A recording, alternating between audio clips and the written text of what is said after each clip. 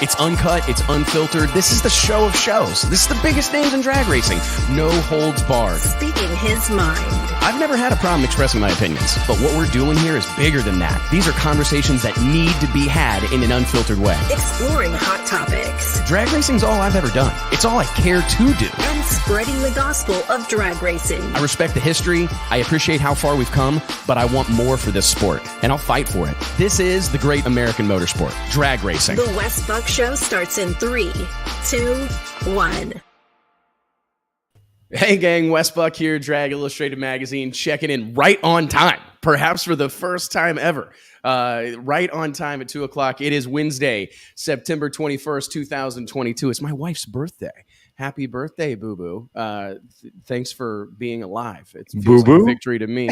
Feels like victory to me. Thank you guys all for joining us. I hope you're doing well on this wonderful Wednesday. We've got an absolute barn burner of a show lined up for you guys today. Here in just about 15 minutes, we're going to be joined by the one, the only, perhaps the most dominant force in the history of no prep drag racing, which I guess is relatively new. The one, the only Ryan Martin. He is been on a tear. A little bit of upset the apple cart here recently. I guess where were they most recently? Denver? Yeah, Bandimere Speedway. But anyways, we're going to be joined by Ryan Martin and the Fireball group here in just a few minutes. Then about 2:30, 2:35, we're going to hear from the NHRA Pro Stock legend, fresh off a huge win at Maple Grove Raceway in Pennsylvania, the one and the only Erica Enders. And then we're going to kind of finish up the show with some serious business around here. A brand new sanctioning body has emerged in the drag racing space. That's right. We're going to hear from Don Scott, the founder and I believe president. I'm not sure the exact job title, but Don Scott, the founder and the vision guy, the idea guy behind the World Drag Racing Alliance, the WDRA, that just this week announced a $250,000 sportsman drag racing series for 2023. Lots of stuff happening in the sport of drag racing. Before I get any further, I want to remind you all, please click like, click share, click subscribe, help us spread the gospel of drag racing. And let me go ahead and introduce my co-hosts, my cohorts here on the Wes Buck Show, the one and only Mike Carpenter, JT Hudson. What's up, fellas? You doing well? What's up? What's up? Dude, over you really threw me off with the countdown thing. I know, right? I'm over here writing notes and taking stuff down, and the next thing I know, like I'm 30 seconds from talking. Yeah, I saw Mike going like this, going, in the green room, and I was like, "What'd I do?" And then I thought, "Well, it'll work. We're right on time." You're still in recovery from your weekend trip, man. I am. Oh my goodness! A trip to Nashville, man, is easy to have go awry. The last time I was in Nashville was for Steve Matusik's daughter's wedding, and we tied one on for about 72 hours. It's a party solid. town. JT needs to move there. You need to move there, become the mayor of Nashville. Oh, I would never get anything done. I'm telling you what. Like, you struggle now. Yeah, that's right. I mean, right. That's a low bar to exceed there. I danced so much, my legs were sore for like 2 days. It's too funny, man. We're doing air squats. Huh? Air squats. I did air squats on the dance floor. I'm gonna tell you what. Scott Palmer's calling me. I'll call him right back. But man, we got a ton of stuff going on in the drag racing world. I want to talk about, first and foremost, this has been a live wire on the Drag Illustrated social channels, and I would love to hear everybody's comments. Dive in. We'd love to hear your perspective on this. The NHRA reported the highest viewership in the history of the organization, from best that we can tell, on Fox this past weekend. I believe peak viewership hit 2.8 million people. Incredible. 1.678 million viewers average, which was up 10% from last year. Huge opportunity for the NHRA with that NFL lead-in. Just a great, great deal. But it's weird because it seems like it's gotten a ton of attention on social media. That post we made yesterday, I believe early afternoon, it all but went drag racing viral. Why do you think, what is this such a touchy or like a much talked about subject, Mike? Like, I don't totally get why everybody's got such big opinions on the TV coverage. Man, I think it starts with drag racers never being satisfied, right? These numbers in some ways exceeded the NASCAR numbers from what I understand. You had the NFL lead in, you've got it on Fox Broadcast Network. This was a sold out event in person as well. So by all those measures, you would think the sport's strong, NHRA strong. The return to Maple Grove since Kenny Koretsky purchased it, or the Koretsky family, was a huge success. But yeah, it's polarizing on our social media page. Lots of naysayers and negative comments as well. Yeah, and I think people want to beat their chest, as well, like, that it is healthy. And I mean, you look around at all these races in the past year or so, and they've been packed crowds for the most part. And, I mean, and then everybody still says, oh, the NHRA is dead or whatever. But I mean, really, if you look around, it isn't at all. It's probably healthier than ever. Yeah, it's probably getting more exposure than ever. We don't recognize the golden years or the good years till they're gone. So like in 10 years, we may be looking back at these high watermark numbers. They will, wishing. Well, according to these numbers, I mean, I think about things like continue to grow. People talk about, the aging demographic, right, that exists with drag racing, and that our fans are like dying off. I think I get frustrated because everybody acts like there's nothing but like a wheelchair section at every drag race, right?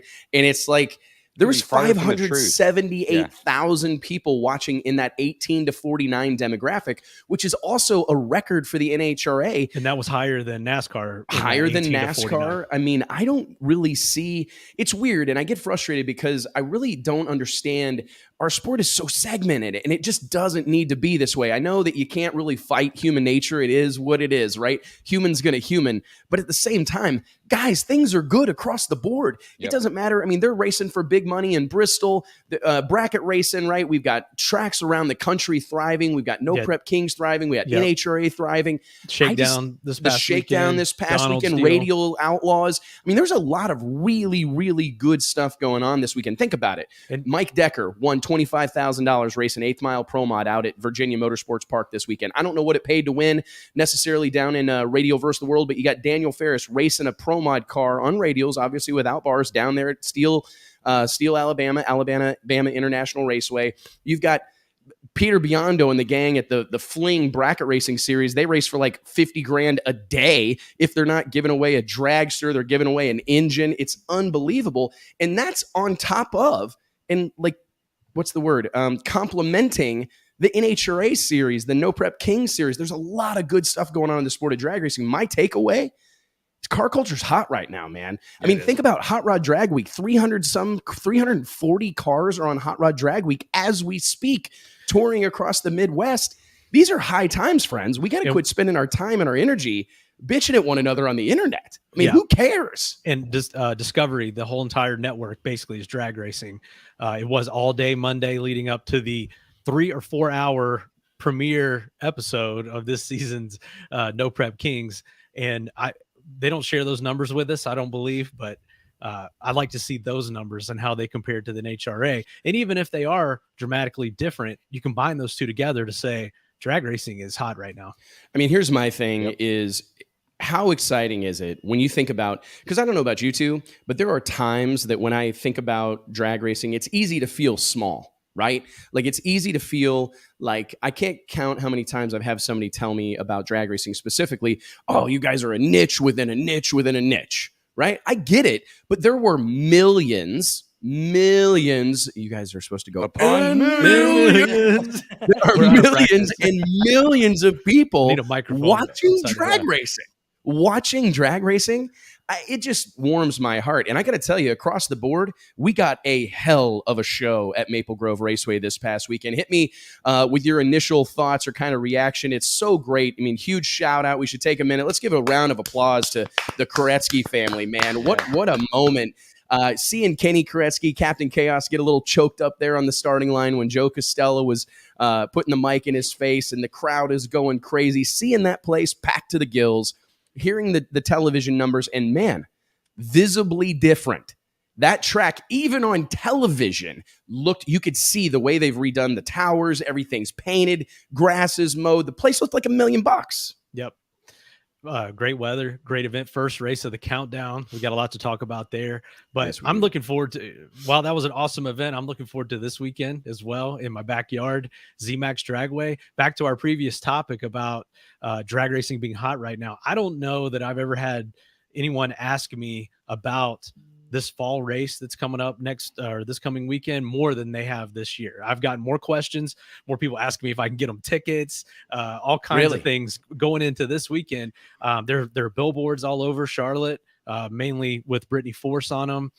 So it's really cool to see. And human face and car. Oh man, that's a big deal. We just found out Street Outlaws had 507,000 viewers for the season debut on Monday. Well, hey man, so NHRA technically outperformed them. That's a big deal. That's surprising. It surprises me. If those numbers are wrong, that was Josh's. I mean, you think about it, Monday Night Football.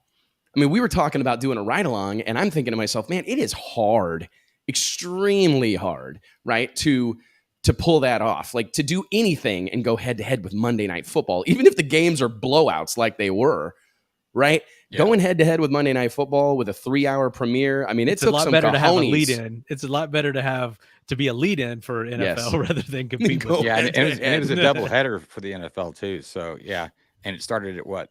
The game started at 6 or something? 7 Eastern. Yeah, 7 maybe. Yeah, the whole situation I thought I was excited about it. Just the buzz about Maple Grove and the buzz about the countdown.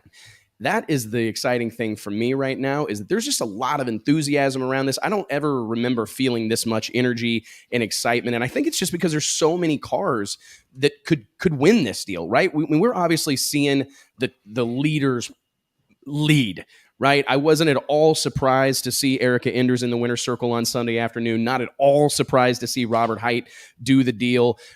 Justin Ashley was not my pick, admittedly. I was really looking for Antron Brown, Steve Torrance to probably, I think Steve's going to emerge at any moment. He obviously showed us he's capable of it. But man, Top Fuel, let's just start at Top Fuel. This points battle, obviously the points reset, for those that don't know, the points reset following the NHRA US Nationals in Indianapolis to get everybody kind of bunched up. There was 12 cars in contention, 2 of those cars in contention because they had participated at every race and made every qualifying run. Another thing that was hotly debated on the internet this past week. I'm cool with it. Let's talk about that for a second. To be honest, I get it. We did talk about this, I think, briefly last week. I understand the participation trophy notion. I get it. But at the same time, coming off COVID and everything that our sport has gone through the last couple of years, I just can't really bag on NHRA for encouraging participation and rewarding those guys for going to every single race. We know how easy it is to pick and choose, right? We see it happen all the time. So to see a couple of teams go to them all, I think you gotta appreciate it. Were you surprised about Austin Prock winning the race and jumping all the way to 6th in the points? And you got Justin Ashley leading the points. Some interesting stuff there. Pro Stock, I think Erica pretty much just extended her lead. She was already at the top of the standings after the countdown reset. But I think Top Fuel, it just goes to speak with how competitive that class is this year. And again, we've got another first-time winner here at the first race of the countdown, which has made it fun to watch. You know, is that not first time overall, first time this year. Yeah, 7 different winners we've had in Top Fuel so far this year, I think, is what Josh so. was Josh reporting. he gave us some numbers last week, I believe. Well, it's a very positive thing for the sport of drag racing, especially for Top Fuel, which for so many years seemed like if you weren't teamed up with Don Schumacher, part of John Force Racing. I mean, we're a couple of years removed, guys, from Don Schumacher Racing sweeping the season in Funny Car, winning every race. Nine different winners. You know, I mean, in 2020, I think it was, they won every single race on the tour. So to see things as competitive and salty as they are right now, I just think it says a lot about the sport of drag racing and the opportunities that exist even at the highest levels. I mean, we used to point at these nitro categories as something of a dying breed, right? Like, I don't know how much longer this deal is going to be around. But as far as I can tell, this deal's hitting its stride, if nothing else, because I think even more important is the success of these 1- and 2-car teams, primarily these independent cars, right, Mike? Like seeing Clay Miller can run as well as he's running right now. Seeing Austin and everyone's talked about that. Team. Yeah. Clay, when we had him on, spoke to that. Antron, the same thing, where this is a new era. We predicted this over the winter when we saw these super teams sort of breaking up and splintering off. And yeah, I think it's strengthened the class. I think it's, if we can get this to spread, through the rest of the sport, which in a lot of ways already kind of has that situation. I think it's strong. I think it's a good thing that encourages diversity, and sort of, you never know who's going to win when it pops up every week. So, I think that it's a great thing. I'm actually looking at the Pro Stock motorcycle standings right now, as well as the results. How about Joey Gladstone continues his tear, and Angie Smith made it all the way to the finals, red lit, but she looked like she had the bike to beat through the first couple rounds of racing. She's strong. I think Pro Stock motorcycle is going to be very interesting as we get down to the wire as well. So many good teams, so many good cars. Guys, before we bring on our first guest, we got a lot of NHRA stuff to cover. We got to talk more Maple Grove. We got to preview the upcoming NHRA Carolina Nationals out in Mike's neck of the woods, Z-Max Dragway. Very excited. I'm headed out there to see my buddy on Friday, I believe actually Saturday morning. But I want to remind Didn't get everybody. my invite, Mike. Sorry, JT. Yeah, man, sorry. Next time, buddy. Must be on the way still. Yeah, it's on the way. It's in the mail, right? I hear that. I heard it last night. Checks in the mail. I hear it all the time. Anyways, guys, I want to remind you that each and every episode of The Wes Buck Show is brought to you by way of our friends at Stroud Safety. Stroud Safety is known for their top quality racing safety equipment, from drag chutes and seat belts to fire suits, gloves, and blankets, all 100% made in America. Log on to StroudSafety.com. Make sure you tell Tommy and the gang that we sent you. Ladies and gentlemen, this one's been a long time in the making. I don't think Ryan has ever been on the show. He's been on our award show for us on the award show. Yep. Yeah, he did a cameo for us when we put him on the cover of the magazine, Racer of the Year. Man, you know what? That's coming right back up. We got to do that shit again. We said, how can we get Ryan on the show? Like, dude, you got to put him on the cover. That's the only way. It was the only way we were going to get it done, right? Yep. I will tell you, out of everybody that exists in the no prep world, this is a guy that has stayed true to his roots. He's a family man. He's a good dude. He calls me. He texts me. He's communicative. He's perhaps the most busy of that whole scene. He's got legions of fans, all sorts of obligations, but I tell you what, he's a real deal professional, and we always appreciate that because he takes time for us. Ladies and gentlemen, let's give it up for the most dominant force in the history of no prep drag racing, the reigning, defending champion of the No Prep King Series, the one, the only, Ryan Martin. Woo! Clap, you morons. What's up, Ryan? And I feel like you were reading from a script on that deal. It seemed like somebody, wrote that for you to say. But no, I appreciate it. I write all the scripts around here. Yeah, you did good. That was a good one. I appreciate that one for sure. How y'all doing?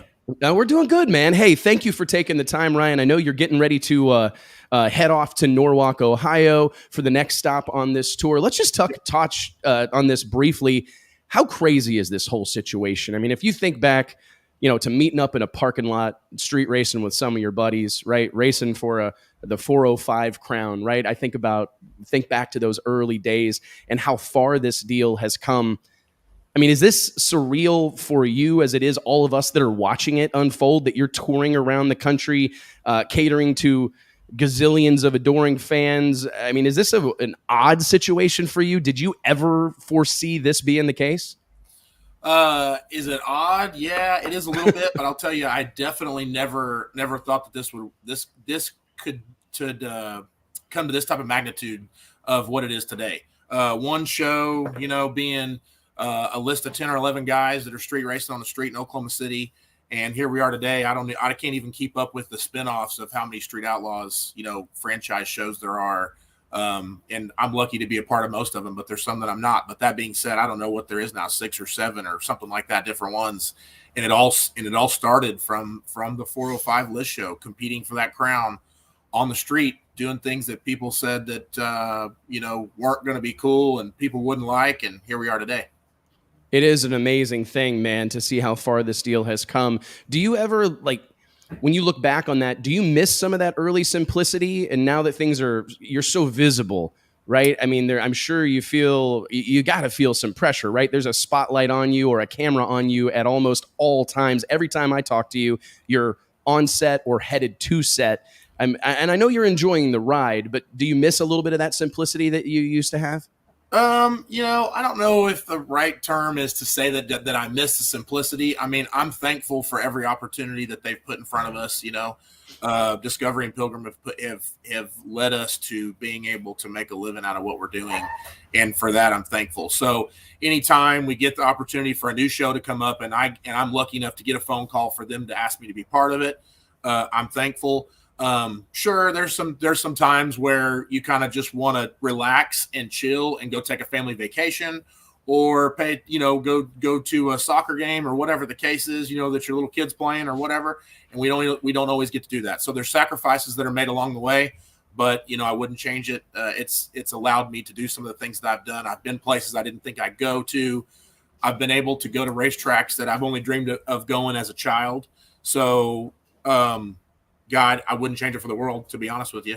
I mean, yes, we're busy, but it probably won't last forever, but you never know. What a change of pace, though, right? Like going from racing in like an industrial area somewhere outside of Oklahoma City to Bandimere Speedway. Was that, I guess you've been going to Bandimere the last few years with MPK. Yep. I think that's one of the most picturesque facilities in all of drag racing. A beautiful place. Is it weird, like going from an abandoned industrial area with a handful of people, your crew guys and some helpers, to stands packed when you look out the window? I think it was at one point in time. I mean, it for sure was at one point in time. And I think the first time that ever hit me was when we went to Bristol. And the very first event we had in Bristol, and I think it was, I may butcher the year, it might have been 2015 or 16. But the very first event we had people climbing over the mountains in Bristol because they had closed it off because there was no more people allowed, no more parking, and the event was over. There's too many people there. And so I think that was the first time where it hit me. We're like, I can't believe that this many people want to come watch us race on the racetrack, knowing that, everything we've been pushing and promoting and doing on TV has been street racing and industrial park.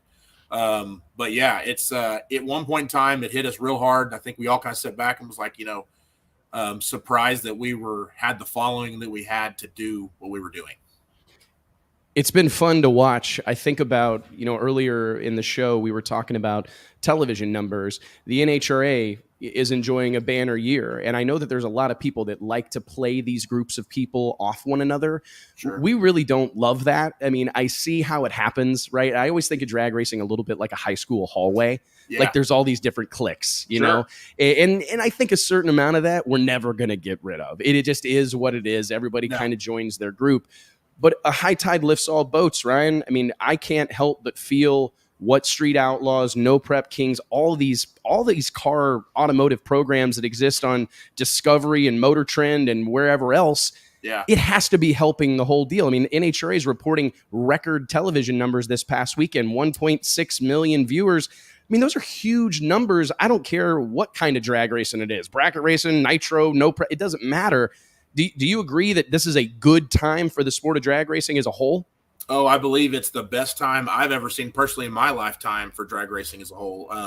I grew up, we grew up down the street from Thunder Valley in Noble, Oklahoma. And back in the day, they used to have NHRA events. And, I remember when John Force was there and things like that. And so, and I felt like there was a time where that fell off a little bit. And then here comes Street Outlaws, and then Street Outlaws, I feel like, I think it kind of made drag racing cool again as to where it wasn't, and so now you can't turn on the TV almost on any night, whether it is on Sunday, you pick up NHRA or whatever the case is, but then Monday, Tuesday, Wednesday, there's some type of Street Outlaws on, and I'm sure it has created a giant awareness for the sport in its entirety. And I hear it everywhere we go. We have tons of fans that I'm super thankful for, but everywhere we go, I think all of us here, man, what you guys are doing for drag racing is amazing. And that's the thing that gives me goosebumps when I hear that, because for us to have an impact on a community like that, it just kind of says a lot, and it makes me proud to be able to do what I'm doing. And I think it all rolls off each other. And you said it pretty accurate, high tide raises all boats. And so you nailed it with the making it fashionable, because that's been something I've been saying for like a long time is, I remember graduating high school, and it wasn't cool to be a car guy. It wasn't. I was the outsider, right? The cool guys played football and drove like Mitsubishi Eclipses, right? Right. I mean, and my little S10 with an aluminum headed small block in it. I was the weirdo. His truck's really loud. What's wrong with that? You were the grease monkey of the group, which I honestly was kind of looked down upon. It was, man. I had a girl. This is no shit. I had a girl's dad tell me that she shouldn't date me because I'm going to be nothing but a greaseball mechanic, just like my dad. Yeah. And I look at, and I mean, that's a true story. I'll never forget it. I totally believe it. And I think about where we're at now, maybe for at least the first time in my life, it's cool to have a shop rag in your pocket. Yeah. Right. I mean, it's cool to be a car guy for the first time. And that's what drag racing as a whole, the whole thing from NHRA on down the line, that's what we've needed so bad is for it to be cool to be a car guy. And I'm not afraid to say it, man. When we put Big Chief and Farm Truck and Asian and Chuck and all those guys, Daddy Dave, on the cover of the magazine, I don't know how many years ago it was now. We knew then you guys are contributing to making drag racing fashionable. And I think that's really been the ticket, dude. And it's a different spin, right? It's not the same NHRA feel. It's different. No. There's different things about it. And that's what I think spiced it up a little bit, and made people aware, they started following their people that they liked versus maybe not even cars. They just, it was kind of had a different appeal to it. So I want you to teach us a couple things. I got a couple of questions. One is, one of the things that we see, I was having a conversation with a guy at NHRA earlier this week, and how do you navigate the competition and the rivalries that exist in No Prep Kings? Because I know that, I mean, I don't know this for sure, but I don't think you hate any of those guys. Absolutely. Right? Okay. So how does everybody, because I think you could maybe share some insight and wisdom with us, being honest. Like, there's a whole lot of the NHRA group that I think that sometimes the opportunity gets presented for them to kind of show their personality, but nobody wants to ruffle anybody's feathers and everybody wants to stay friends. How do you guys as a community, at that really tight clique that exists amongst the invitational crew at MPK, how do you guys manage calling each other out and talking shit and all that, but also, having a beer with one another at the end of the night? Well, I think it's all, I mean, truthfully, it's all real and natural. I mean, when it comes down to it, like, it doesn't matter if it's Kai Kelly. Kai Kelly and I have been back and forth for is the existence of No Prep Kings. And, we talk on a daily basis almost, but that doesn't matter when we pull up next to each other on the starting line. He wants to kick my ass and I want to do the same thing to his. And the thing that stands a lot of time, and last year what stood between me and a championship was him. And I had to go through him to try to make it there. And he had to go through me to try to get that championship from me. So, it naturally generates the competitive nature, because when you pull up to the starting line and, you pull up to Kai Kelly, Justin Swanstrom, Lizzie, and I'm trying to think of the top 5 or 6 in points right now, but in the whole field is extremely competitive. But when you pull up to any of those guys, that you've got to get through them to go. And so, and it takes things like Kai trying to get me to take a first round call out from him to bump me off early to try to get rid of my points lead so he can try to get a points lead. And all the stuff really is kind of natural and it creates itself. And first and foremost, I think all of the invitational drivers have kind of realized the one thing that you've heard a lot of people say: this is a TV show first and a drag race second. And I think that has helped us realize that we need to come out of our shell a little bit and talk a little smack and call out the things that are important to you, that drive you, that make you who you are. Those are the things that you need to make sure that the audience gets to see. And once you portray that on television and you just kind of are yourself, it just kind of works itself out. I appreciate the insight, Ryan, because it really is. There's been a handful of times NHRA did this call out deal earlier in the year for Top Fuel and Funny Car. And it was clear as day going, hey, this is working for those guys. Let's try to, but it was tough because I don't think it fell flat necessarily. I think it actually worked well. Initially in Gainesville, they got rain, so it was kind of a disaster. But the Funny Car version that happened at the U.S. Nationals was better. We had some guys calling each other out. Some of the toughest teams called one another out right off the bat. But you could tell that everybody was very uncomfortable with this type of situation. Like, wait, you want me to pick who I've got to race in front of all these people, and they're going to know that I picked them? Yeah. And it was it was interesting, but I think part of it is that you guys are well trained in this. I mean, it started in parking lots, lying to each other about one another's cars. Sure. So maybe it just takes practice. I think that's exactly what it is. I mean, when you've got the NHRA they're not known for doing that. And so I'm not, forgive me, because I'm not around NHRA very much, but a lot of those guys are probably do the same thing. They go have a beer at night or whatever the case is, and you don't want to talk shit on your buddy that's next to you or make him look bad on TV or whatever. Well, our show, I mean, that's kind of how it started. I mean, if there was no shit talking and you didn't care about making your buddy look bad or a guy you didn't like look bad, I don't know that show would be there. So that is essentially what's driven it, and it's just kind of kept its place, and it found its home at No Prep Kings and on Street Outlaws, and that's the way it stays. One of the things that I've seen happen in like UFC, I use UFC references a lot because I think fighting like a drag race, there's a lot of it's very simple. Like two guys are going to walk in this cage and one's going to walk out. I'm being a little exaggerative, but you get my drift. Heads up drag race is very, very similar. When I look at that sport, it's crazy how as it's gotten more popular, I mean, back in the day when it was Tito Ortiz and Chuck Liddell, those guys went in there fully prepared to go out on their shield. Right? Like they were either going to knock someone out or get knocked out. And it felt like that mentality helped elevate the UFC to the point it is today. But as the stakes got higher and the lights got brighter, you saw people start to pull back and fight safe, right? You saw people start to fight not to lose versus fighting to win. Sure. As No Prep Kings, I mean, I don't know how much. I think there's growth left to be had. I really do. I think it's continuing to grow. Is that something that you guys kind of think about, or I know that, this is big business now, right? Mm-hmm. I mean, it's not Absolutely. Some dudes getting together.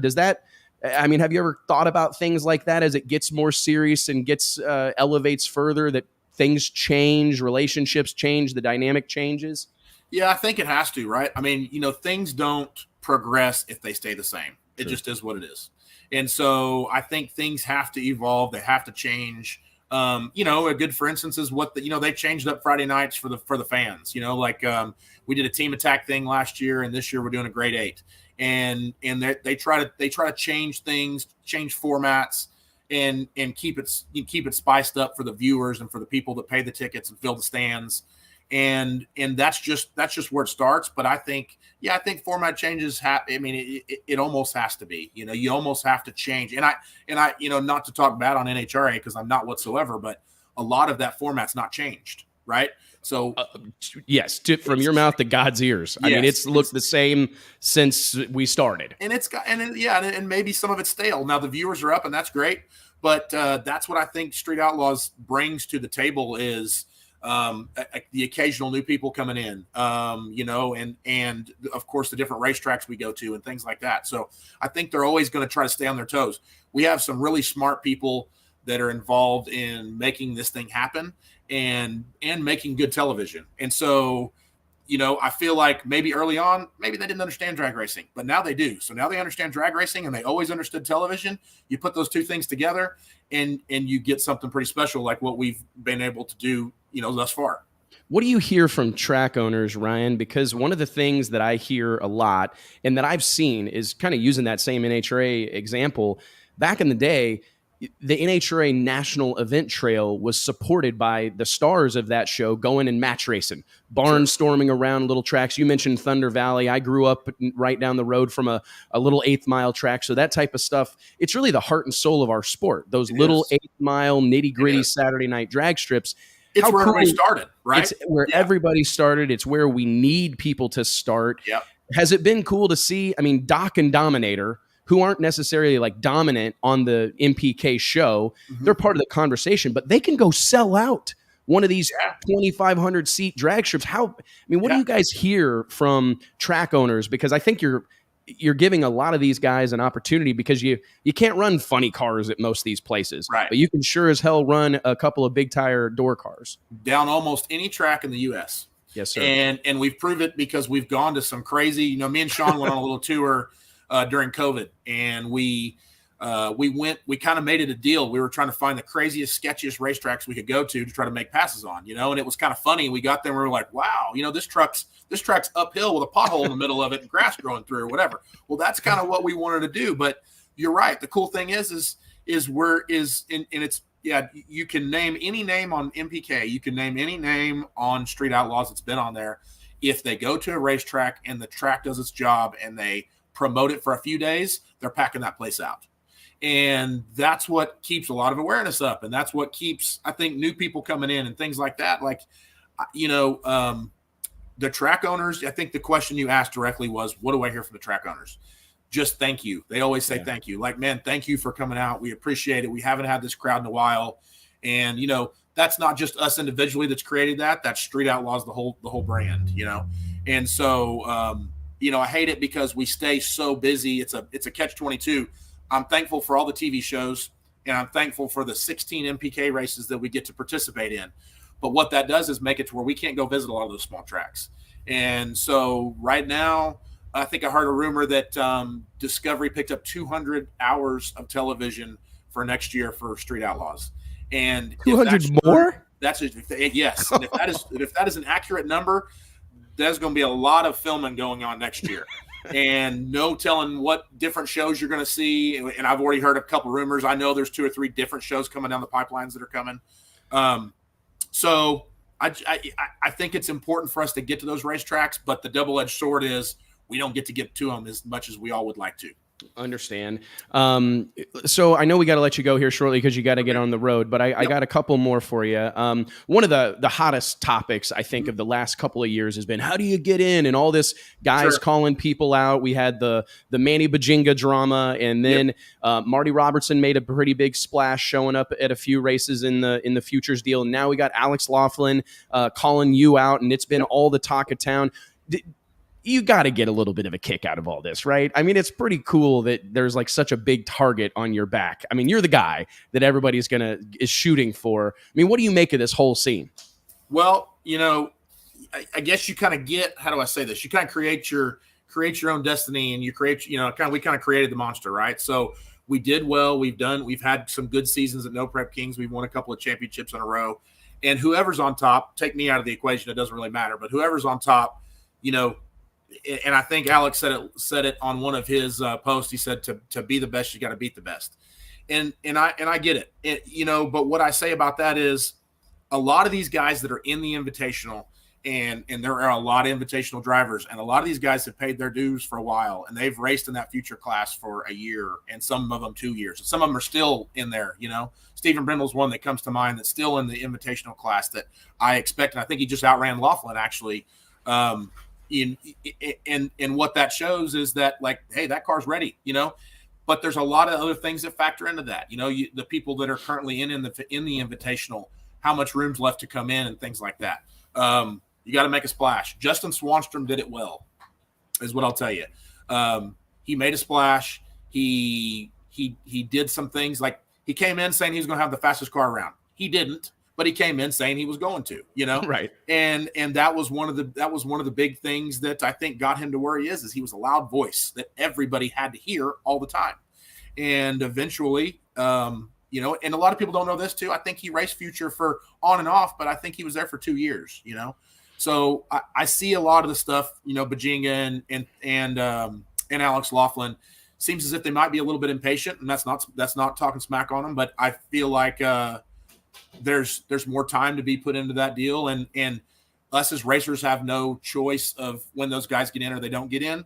But eventually, if they do the things that people are looking for, they're going to get called up, Let's not make light of the commitment, right? I mean, that's the thing that I think a lot of these folks really like kind of sleep on is that, I mean, you mentioned it, 16 races. A lot of these are back to back to back. I mean, you mentioned Justin Swanstrom. I remember when they were still running that white Camaro with the nitrous motor in it. Yeah. I mean, they kicked the bones out of that thing out in Denver and were like trucking an engine across the country because they didn't want to, they wanted to live up to that commitment and demonstrate that they had some staying power. Yeah, that's really the big difference, because we were talking about it earlier in the show, just in NHRA Top Fuel and Funny Car. It's been cool to see so many teams commit to the full tour. That's the challenge. Like, let's table winning. Let's table running good. Just go to all the sons of bitches. I mean, that's a big bite. It's a rig to make it to every one of them. You know what I mean? Like, we have that trouble in ourselves. We're picking the rig up from some generator work right now.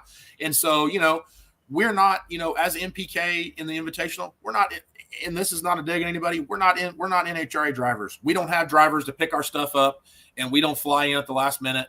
And so that being said, a lot of us have to figure out how to get our rigs to the next racetrack each time. And that's a lot of finagling. And so for the guys that are coming in the future that are doing that, I feel like some of the guys that are coming in the future kind of because there's been some people get a little restless and they drop out or whatever because of the commitment.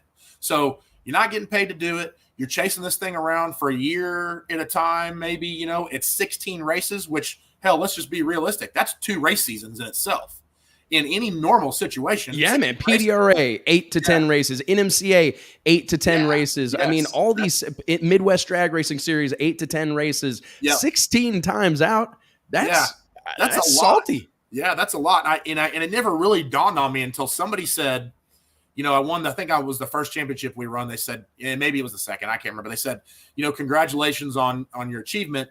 I don't know if you've thought about this, but you've won enough races to win 2 championships in one season.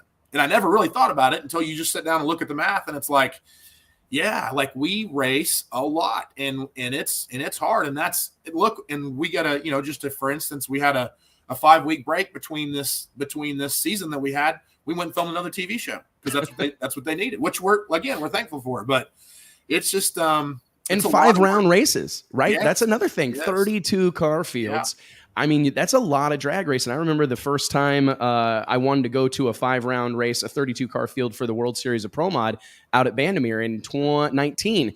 People looked at me like I had 3 heads. Wait, you want us to run 5 rounds? Yeah. And that's commonplace for y'all. And that's because back in the day when you were talking about that, you couldn't get 32 cars to come race. No. But now, it's 32, 40. I think if we would have had a no prep race and had 60, I think you could have 64-car field if you wanted quite often. And so 5 and those 5 rounds you're talking about is not if you're in the quick 8, the grade 8 on Friday before, because that's a test pass and 3 rounds, and then you've had a race on Friday before you ever get to have a race on Saturday, and it's just it takes a toll on parts and everything else. But again, thankful to be part of it, to get to do it. But it is a lot of racing. It is big commitments. It's probably going to be tough on future guys that don't know if they're even getting to race in the Invitation or not. But there are guys like Stephen Brindle who will make every single race. And so guys like Alex that pop in and out, or Manny that pop in and out, or whatever, they're up against those guys that'll put in 16 races for a season because they love to do what they're doing.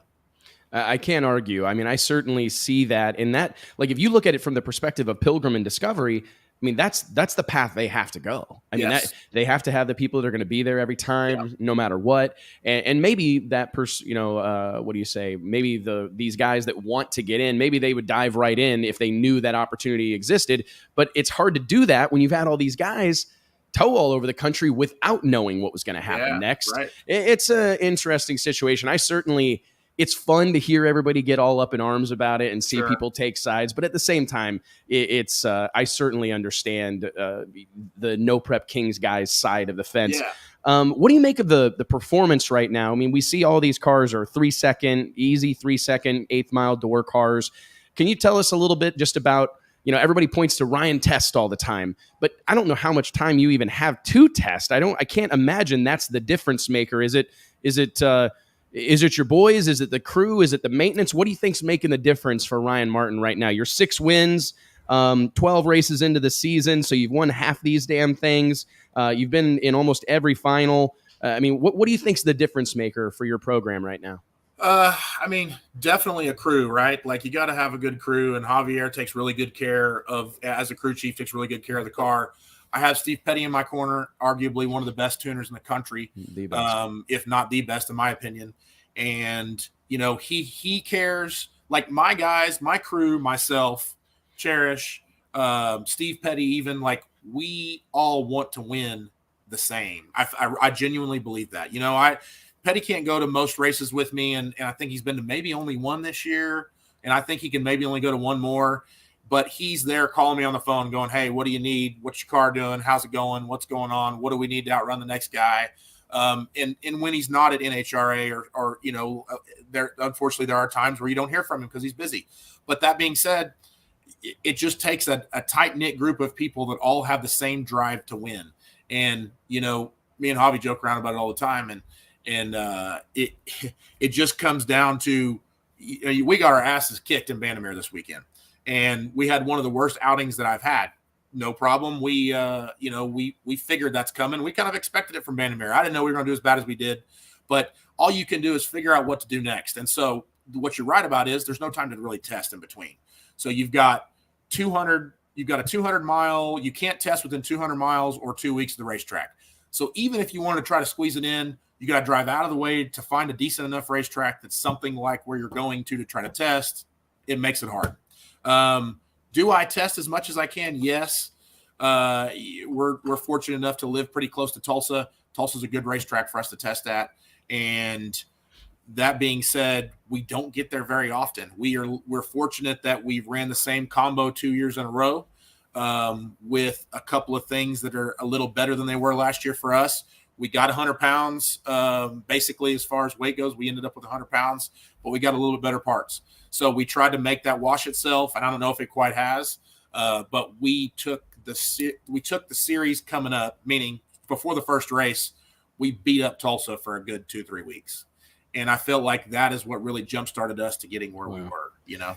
One of the things I hear teams talk about a lot, you know, specific, like PDRA is well known for these super prepped tracks. Yep. Donald Long stuff, obviously, super prepped, radial prep. Yep. It's tough because you go test at a PDRA race, or you go test at one of these tracks, and, you know, the guy who owns the track, they got some big name pro mod guy coming to test. They want to give him the best possible surface, so they work on this thing all day long. But what happens is, none of that really translates because they're fixing to go run behind some funny cars at an NHRA race with clutch dust all over the track.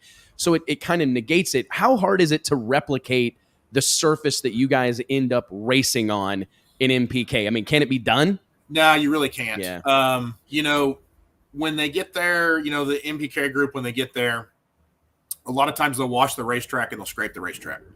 And you can't really duplicate that. So like if I go to Tulsa and I go, hey guys, would you please wash the racetrack and scrape the racetrack? And some guys test like this. But the problem I have with that is you get into literally one round of MPK racing, and then all of a sudden that track's pretty good. And even though it was scraped and even though it was washed, well, you put 32 cars down and all of a sudden you get a pretty good racetrack. If you go rent Tulsa and you have them scrape it, you have them wash it, you have them try to duplicate it, you can't make enough passes to get the track as good as it is after first round.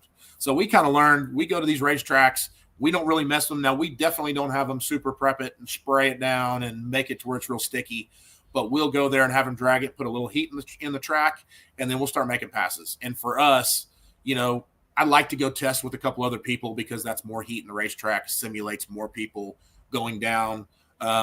But it's tricky for sure because some of these racetracks we'll go to and you'll let go of the button and you'll swear that the thing's been prepped, and it hasn't. And some of these racetracks you'll go and they really didn't scrape that much off of it, and you struggle to get down at the whole event.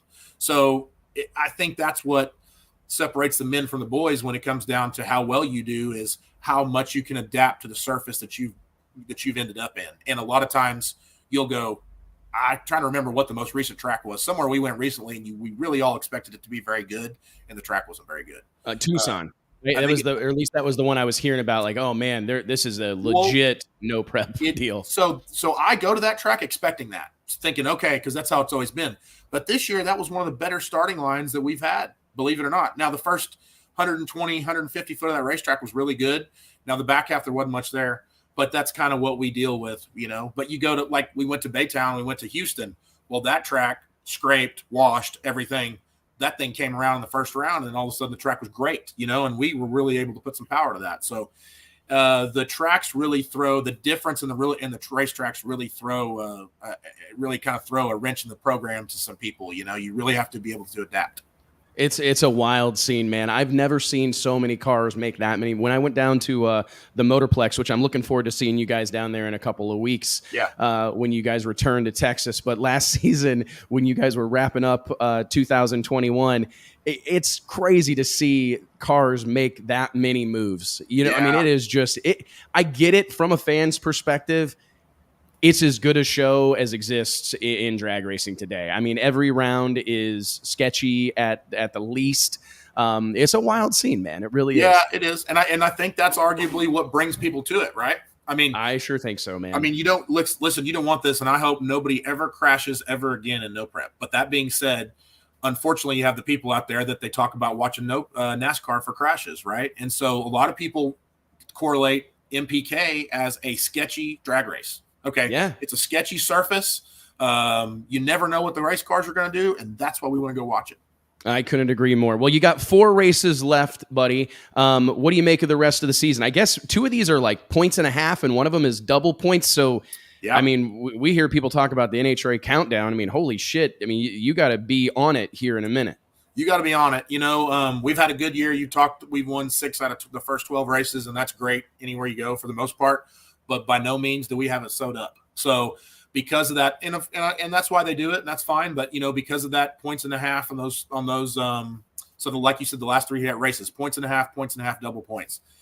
We need to be on our A game. For us, the last 4 tracks are all pretty good, so we're pretty fortunate, for that. But also, a lot of the cars that struggled early on this year are coming around, so competition's getting a lot more difficult. So look. Pilgrim and Discovery always get it to where it's the last race of the year before you ever know who's going to end up winning, and I don't expect this year to be any different. It's going to be interesting to watch. Ryan, before we cut you loose, I need a favor. What's up? Will you help me introduce our next guest? Sure. I think you might know her.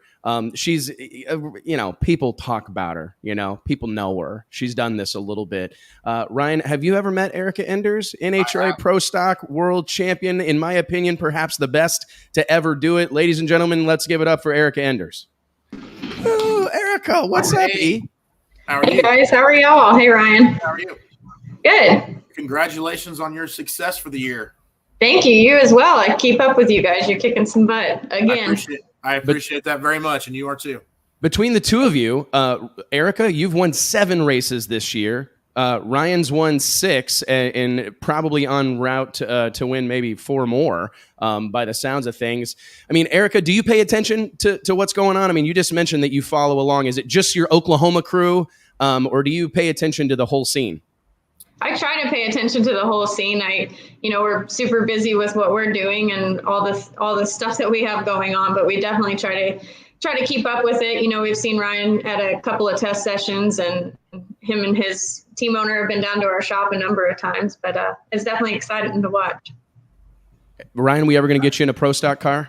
Oh, I don't know. Pro Stocks are cool. I don't know. We'll see. Look right now. I don't see any end in sight for Street Outlaw stuff. So it doesn't leave me any time to believe that that's even a possibility, but you never know. You never know. We need to call up Richard and say, hey, just for the weekend, there's a big rumor that a superstar motocross racer is going to make some passes in a top fuel car this week. Hey, that'd be cool. NHRA, a very big name guy. So maybe we can pull that off. Ryan, hey, thank you so much for your time, brother. Be careful going to Norwalk, all right? Best of luck. Tell Javi hi. Good luck the rest of the season. Thank you. You too, buddy. Thanks, buddy. Drive safe. Thank you. Erica Enders, fresh off a dominating performance at the NHRA Pep Boys Nationals out at Maple Grove Raceway. Let's talk real quick, Erica, and thanks for joining us. Thank you for being here. I'm just curious, were you as impressed with Maple Grove as I was? I mean, thank God for the Koretsky family, right? For sure. Yeah, we were definitely blown away. I mean, they definitely did some huge improvements to the racetrack. It was very evident as soon as we pulled in the gate with new blacktop, obviously, new finishings on the towers, and it was just awesome. I was really excited to be back racing in Reading. As you know, Pro Stock wasn't originally on that schedule, but when the Koretskys purchased it early this year, because Kyle was Pro Stock, we were able to get it back on our schedule and able to run all 6 countdown races. So it was definitely really cool. They did a great job. Super proud of them. And one of the coolest touches was at the end of the day when we won the race, we were all up on stage with our champagne bottles and they handed us cornhole boards. So it's like those small touches that make us difference, because myself, Robert, Joey, we were all really excited when they did that. So it was a really cool touch, but super huge thank you to the Koretsky family. I always love that. Like Norwalk, obviously they have the ice cream scoop, right? And down in Dallas, they've got the hats. Do you think that's kind of an important thing for each of these tracks? I mean, you've won at most of them. In Sonoma, we've got the wine, right? The big chalice or whatever. Do you think that adds, I mean, does that, as a driver and someone who's accomplished virtually all there is to accomplish, do those little things, I mean, like you were saying, does that make a difference for you? Is that a motivator? Yeah, definitely not that we need more motivation than we have, but the ice cream scoop in Norwalk, it's a billet ice cream scoop. It weighs like 10 pounds. It's super awesome. You mentioned Sonoma, the big wine goblet. In Texas is the cowboy hat and the belt buckle. Now we've got cornhole boards in Reading. It's just it's really neat to go to different parts of the country, and you know what those tracks are particularly famous for. You get to take home an extra little prize. And mentioning Sonoma, that was on my goal list for the last almost 2 decades, and we were finally able to accomplish that this year. So, yeah, I think it's definitely awesome. What do you make of the competition in Pro Stock right now? I mean, it's we've obviously seen it be very, very competitive before, but this does feel somewhat unique, right? I mean, it seems like every year we say that, but the last few seasons, it's kind of been this Greg and Erica dance to some extent. But now it's a coin flip or a coin toss every time 2 Pro Stock cars roll into the water. I mean, we saw Troy Coughlin has really come into his own late in the season. He's a threat. Aaron Stanfield, obviously a threat. Those Quadra boys are doing their deal, really making a lot of progress, as well as all the KB cars. I mean, what do you make of the kind of lay of the land in Pro Stock right now? It's definitely super tight. You can see that on the qualifying sheet at the end of every Saturday, just how close the entire field is stacked. And, every once in a while, number 1 and number 2 might get a bye or have a guy that's a tenth slower. But for the most part, every single person you line up against has the capability of beating you any single day. So the competition is stout. It's definitely really tough. And then speaking on the side that I know about, we house 7 cars here at Elite Motorsports. I know exactly what they're capable of. I know exactly who their crew chiefs are because they're mine. I know exactly who built their engines because they're the same guys that built mine. So those 7 cars, I know what they're capable of. And then you cross the fence and go over to KV, and you've got Greg Anderson and Kyle Koreski and Jarrett Kramer and Dallas Glenn, and just the field is stacked, absolutely stacked. Whenever you look around, I mean, I think it's safe to say that there's a lot of real good power, right? I mean, KB's making power, y'all are making power. There's lots of fast cars out here. I tend to think of that huge group of people that stand behind the car. We've been talking a lot about Mark Ingersoll, Rick and Ricky Jones, Tim Freeman, Jake Harrison, all these people. Let's talk a little bit about Mark specifically. The level of enthusiasm and intensity that he brings to the table. I mean, we just heard Ryan Martin talk about his team. I asked him, what do you think really makes the difference for your program? Is it testing? Is it parts and pieces? And he was quick to identify the human beings involved. Do you feel the same situation exists for your program? 100 million %. I mean, the people are the most important part of the puzzle. Anywhere you turn around on this team, again, I'll use the same term. It is absolutely stacked with talent. And you mentioned Mark Ingersoll. He's my crew chief now full time. And, I mentioned on the broadcast this weekend, I didn't know there was another human that existed that wants to win as much as I do, but I found him, and his name is Mark Ingersoll. And he's been around this sport his entire life. His father was Buddy Ingersoll, so he grew up around it, and he is absolutely so incredibly knowledgeable on every part and piece of this race car, making it go up and down the racetrack successfully. To go out there when it's 90 degrees outside and go 968 down low, I think it speaks volumes for his ability and confidence that he has not only in himself, but in the crew that surrounds him. So absolutely agree with Ryan Martin. People are the most important part, but Mark is, we joke around and say, oh, he's so passionate. And that's kind of our excuse for people perceiving him to be a jerk, but he is not. He is the most kind-hearted, amazing man on the planet. And Rick Jones has been making some appearances again at the racetrack, so we have him in our corner again as well. But that those 2 guys right there are what I wished for my entire career. It's cool to hear you say that because, and you're right, Mark. I don't know that I've ever been around. I've been around some rough and tussle type dudes, but that's a guy that he hates it. I mean, he hates losing and wants to win so bad. And it's funny because he has no filter, like he has no ability to hide it. And it's funny because you told me one time that he's, if the car doesn't make it through low gear or whatever, hell, he's already back to the pits before you went through the finish line, went across the finish line.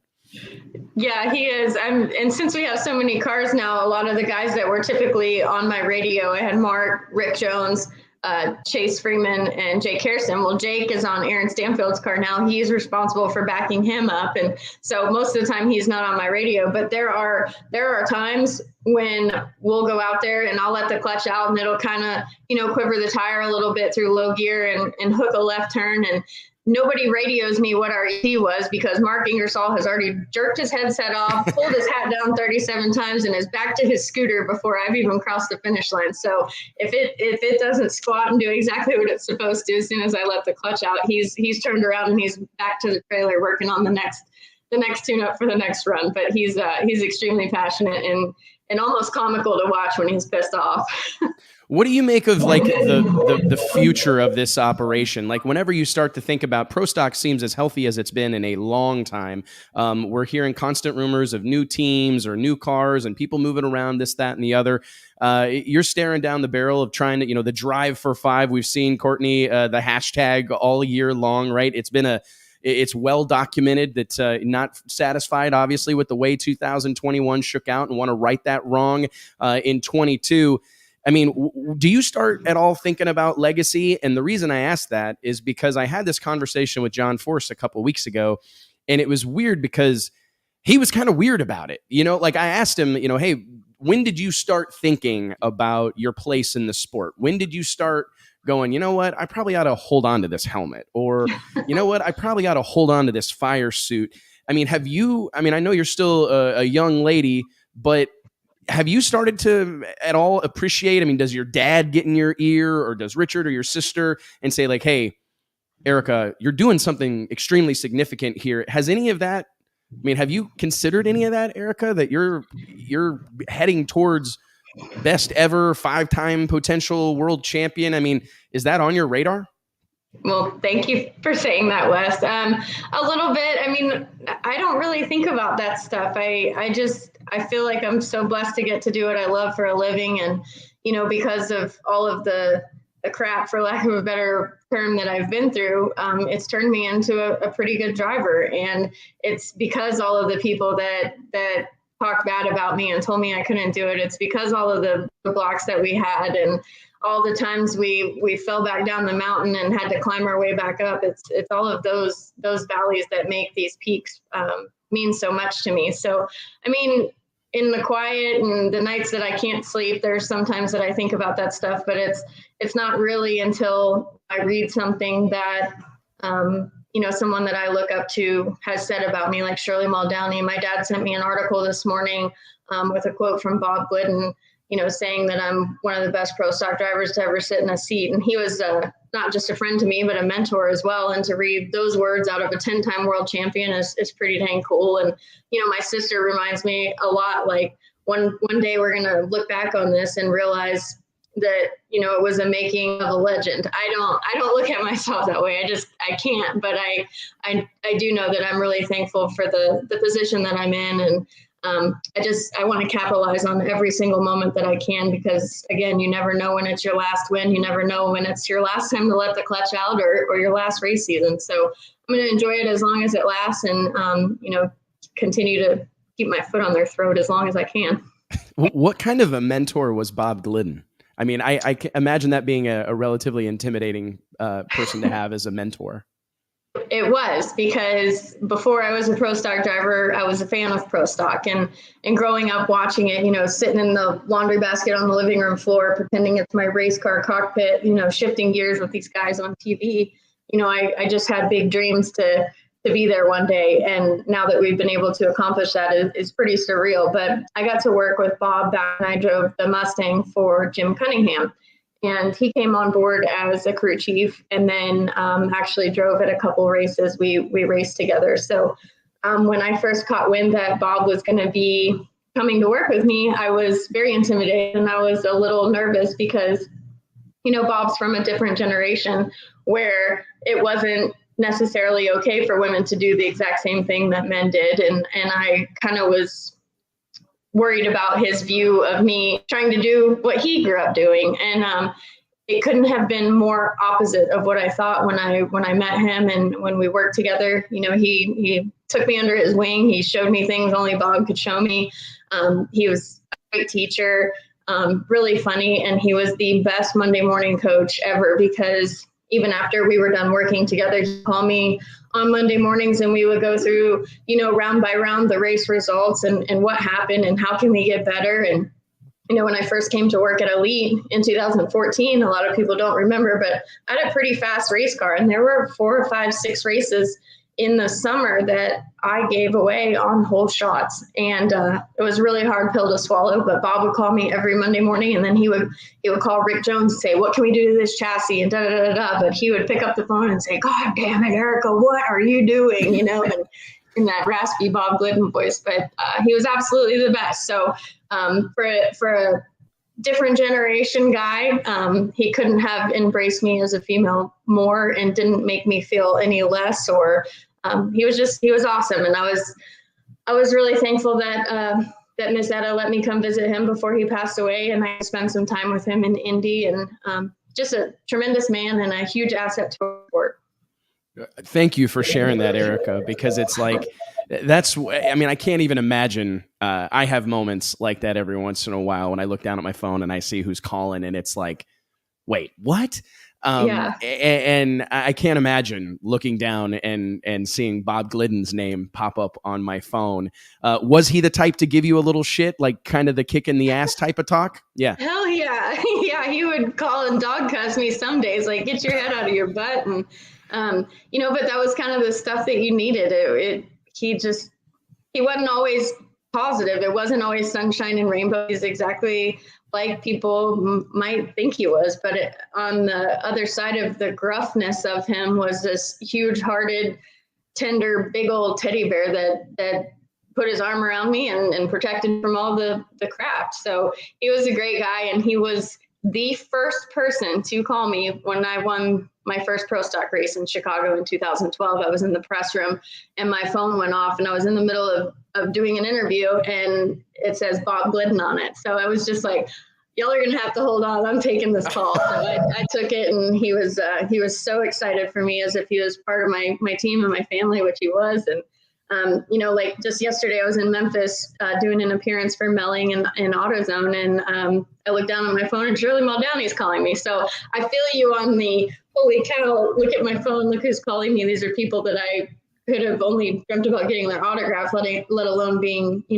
having a friendship with them. It's still to this day, it blows my mind sometimes, because it's crazy, because we're lucky to be in a sport where so many of those legends are still active, or they're still out here. When you look forward, is that something on your radar, or something that you think might be enjoyable, to be that voice for another young driver? I mean, I see you do a lot of that within the Elite. I don't think it's necessarily like your job title, but I do see a lot of those young drivers. I mean, you've got a lot of young guys in that crew, the Quadra boys, obviously, Aaron Stanfield, young guy, TJ Coughlin, young guy. Do you kind of embrace or relish that role of getting to be a mentor yourself now, after all the success you've had? Yeah, I definitely do. And that's something, that's the mindset that I have when I coach these people that come on board to race with us, is that it's my job to be a better teacher than the teachers that I had. It's my job to make them confident and to believe in themselves, not to rip them apart. It's my job to shorten the path to success, because I've been at this 18 years and made a lot of mistakes and still do from time to time. But that's my job to make it better for them. And I feel like it's a pretty important role. It's a surreal position to be in sometimes. And, moving away from just coaching these younger drivers to the fans. Like, I remember exactly how I was and what I felt like, and people, my heroes were nice to me, and when my heroes were mean to me. So I try to make every experience at the ropes with these fans a good one.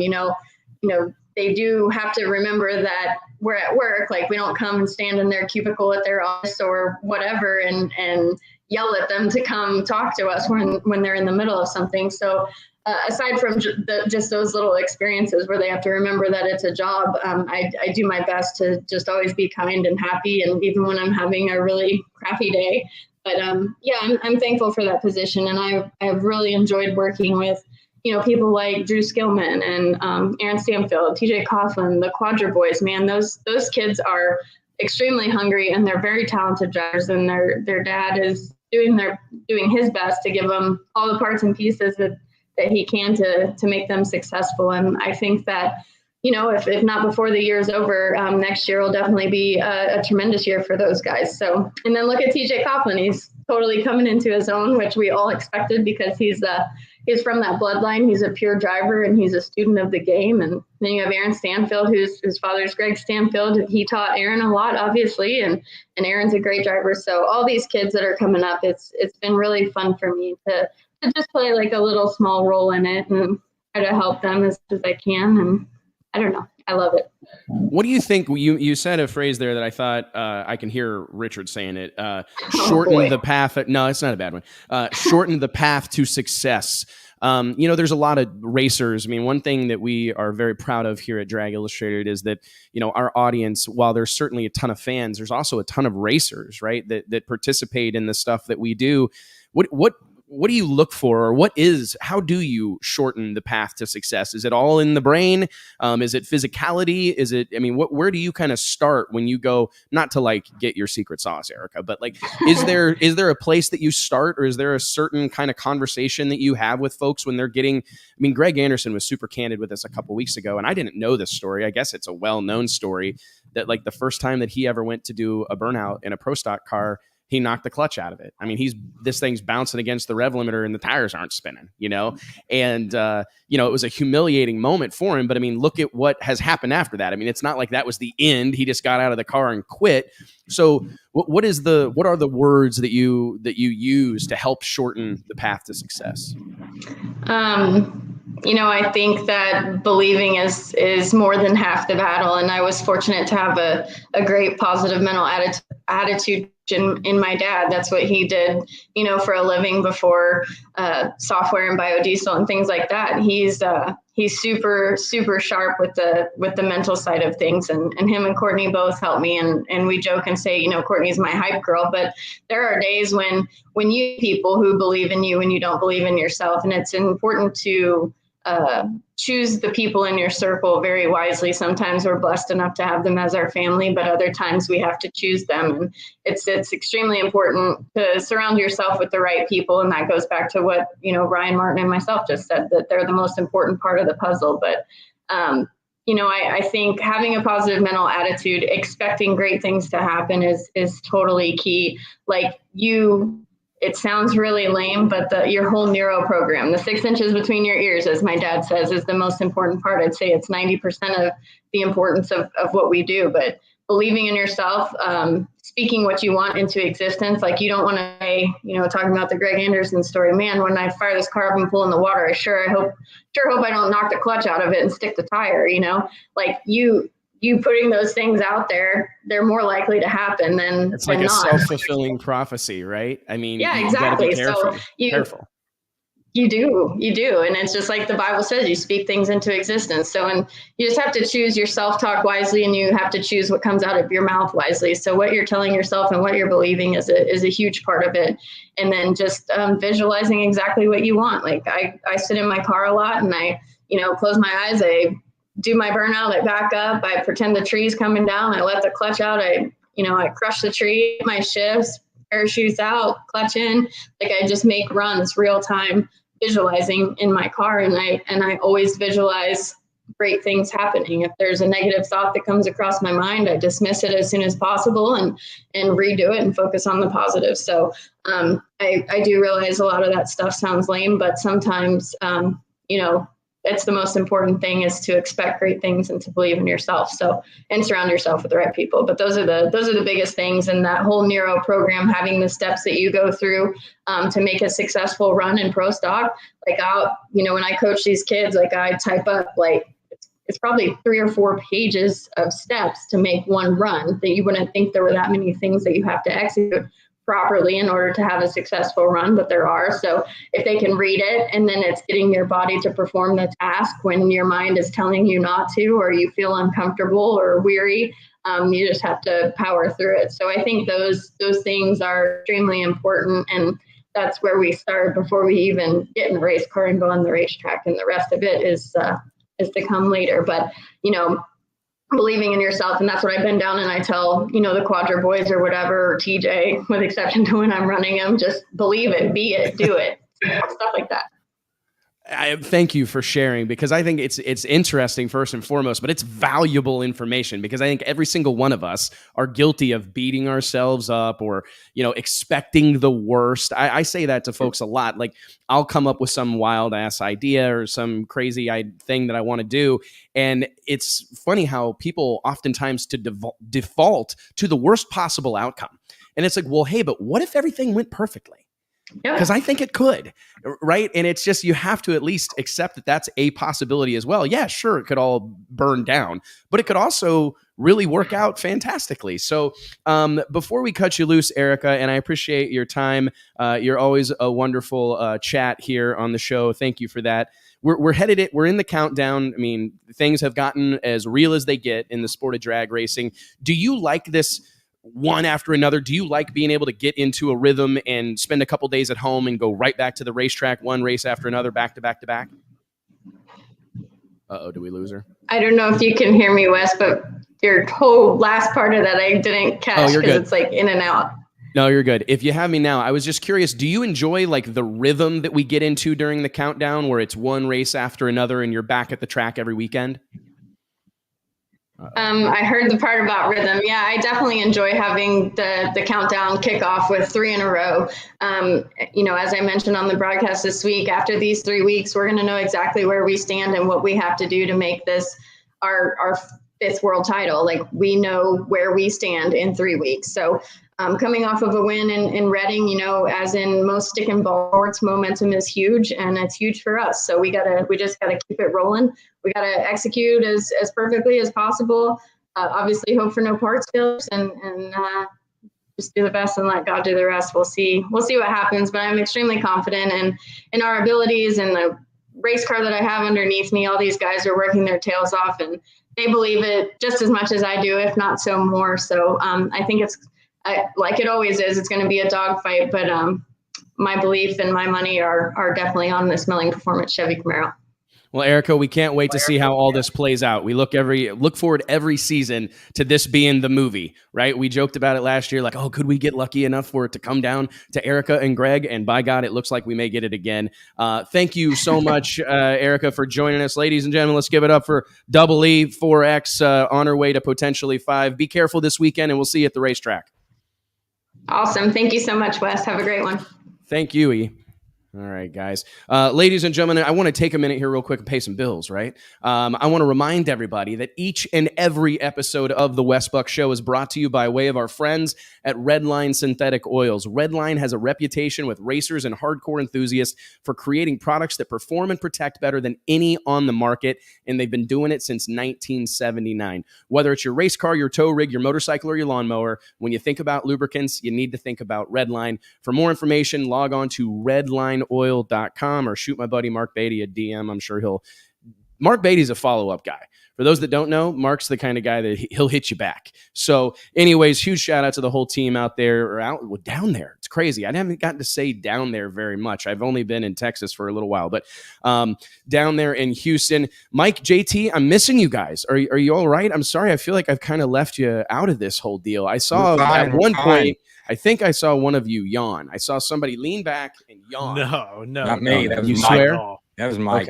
for sure. Do you swear? Swear, man, you couldn't yawn during that. That was 2 awesome interviews with 2 of the most dominant forces in their respective classes of drag racing right now. I thought Ryan was really good. Erica was really good. What a well-spoken, great ambassador. I mean, I'm they're not trying lucky to to kiss have ass, him. They're he's lucky a great that ambassador. It's great that he's kicking ass on the track, because even if he wasn't, he's kicking ass off the track too. That's probably the most I've ever heard from him and definitely some of the most candid stuff. You only get little quick clips or maybe some canned stuff that they, want him to say on the show, but to get his insight on some of the stuff that we talk about week in and week out about how the NPK deal works, what he thinks about people breaking into the invitational, that was incredible.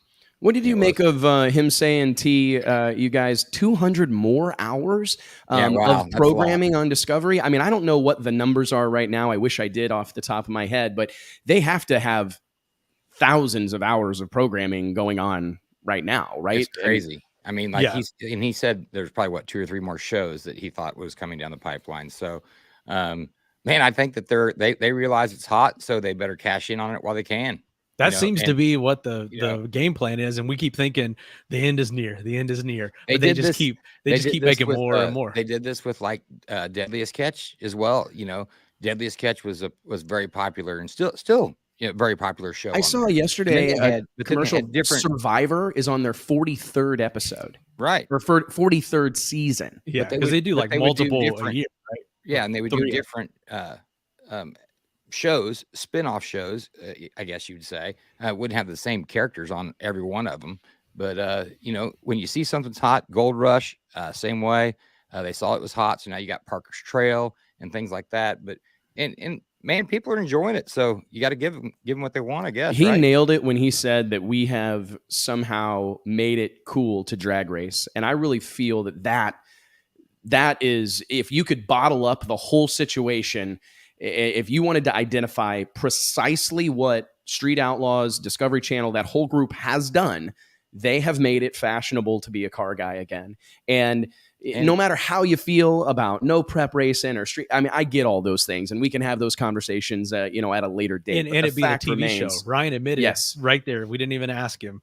He said it's a TV show first, or race second. So, and I think that's I think that's carried over into the NHRA, the PDRA, and other types of racing as well. From them being popular has brought people into the sport. And then I think they've discovered these other types of sports. And, like Erica, kicking ass this year on her way to try to get the 5th. The competition we're seeing in Top Fuel and everything else.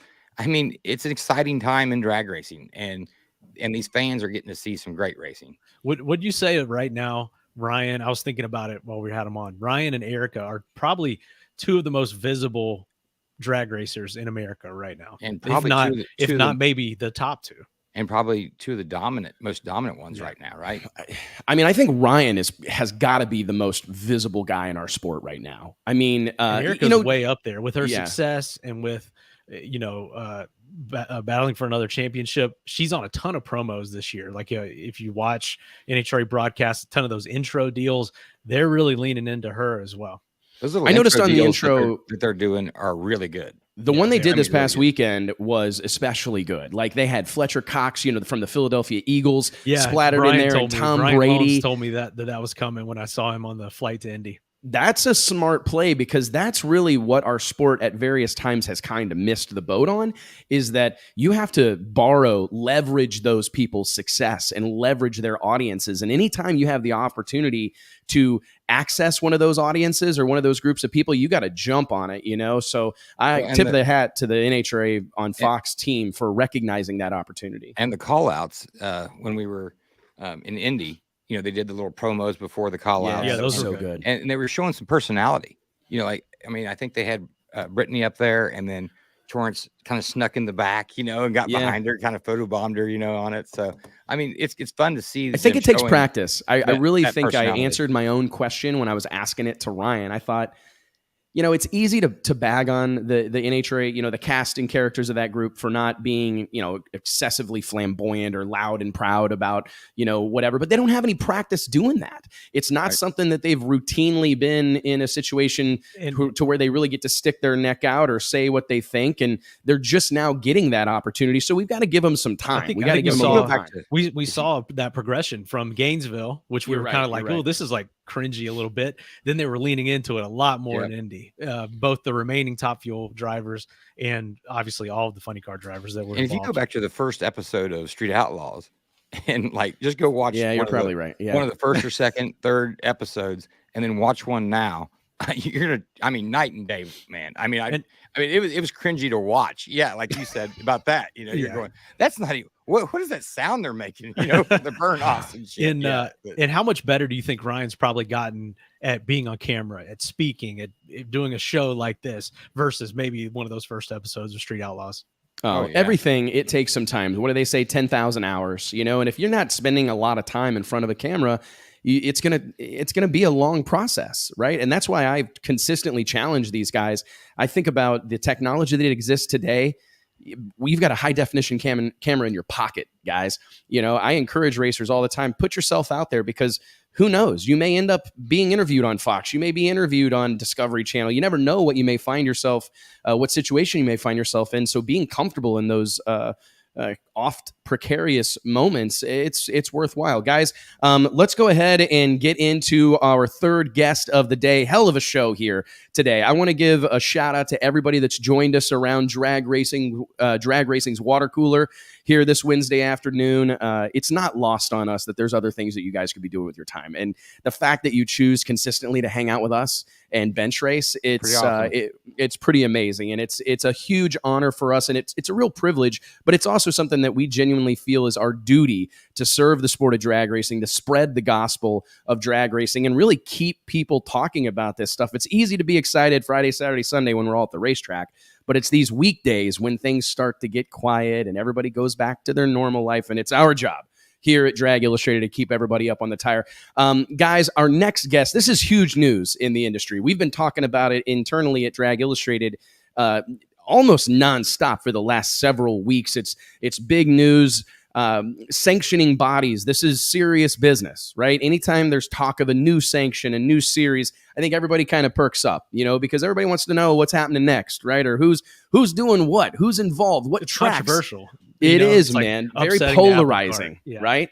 It's like Ford and Chevy. Everybody wants to take their side, and everybody's got a valid argument. But nonetheless, I think it's an exciting thing. We've talked all afternoon about this being a wonderful time for the sport of drag racing. And I got to tell you, I stick my chest out a little bit when I think about anybody wanting to start a sanctioning body in this day and age, right? I mean, it wouldn't have been that long ago that they would have literally sent you to the loony bin if you said it out loud.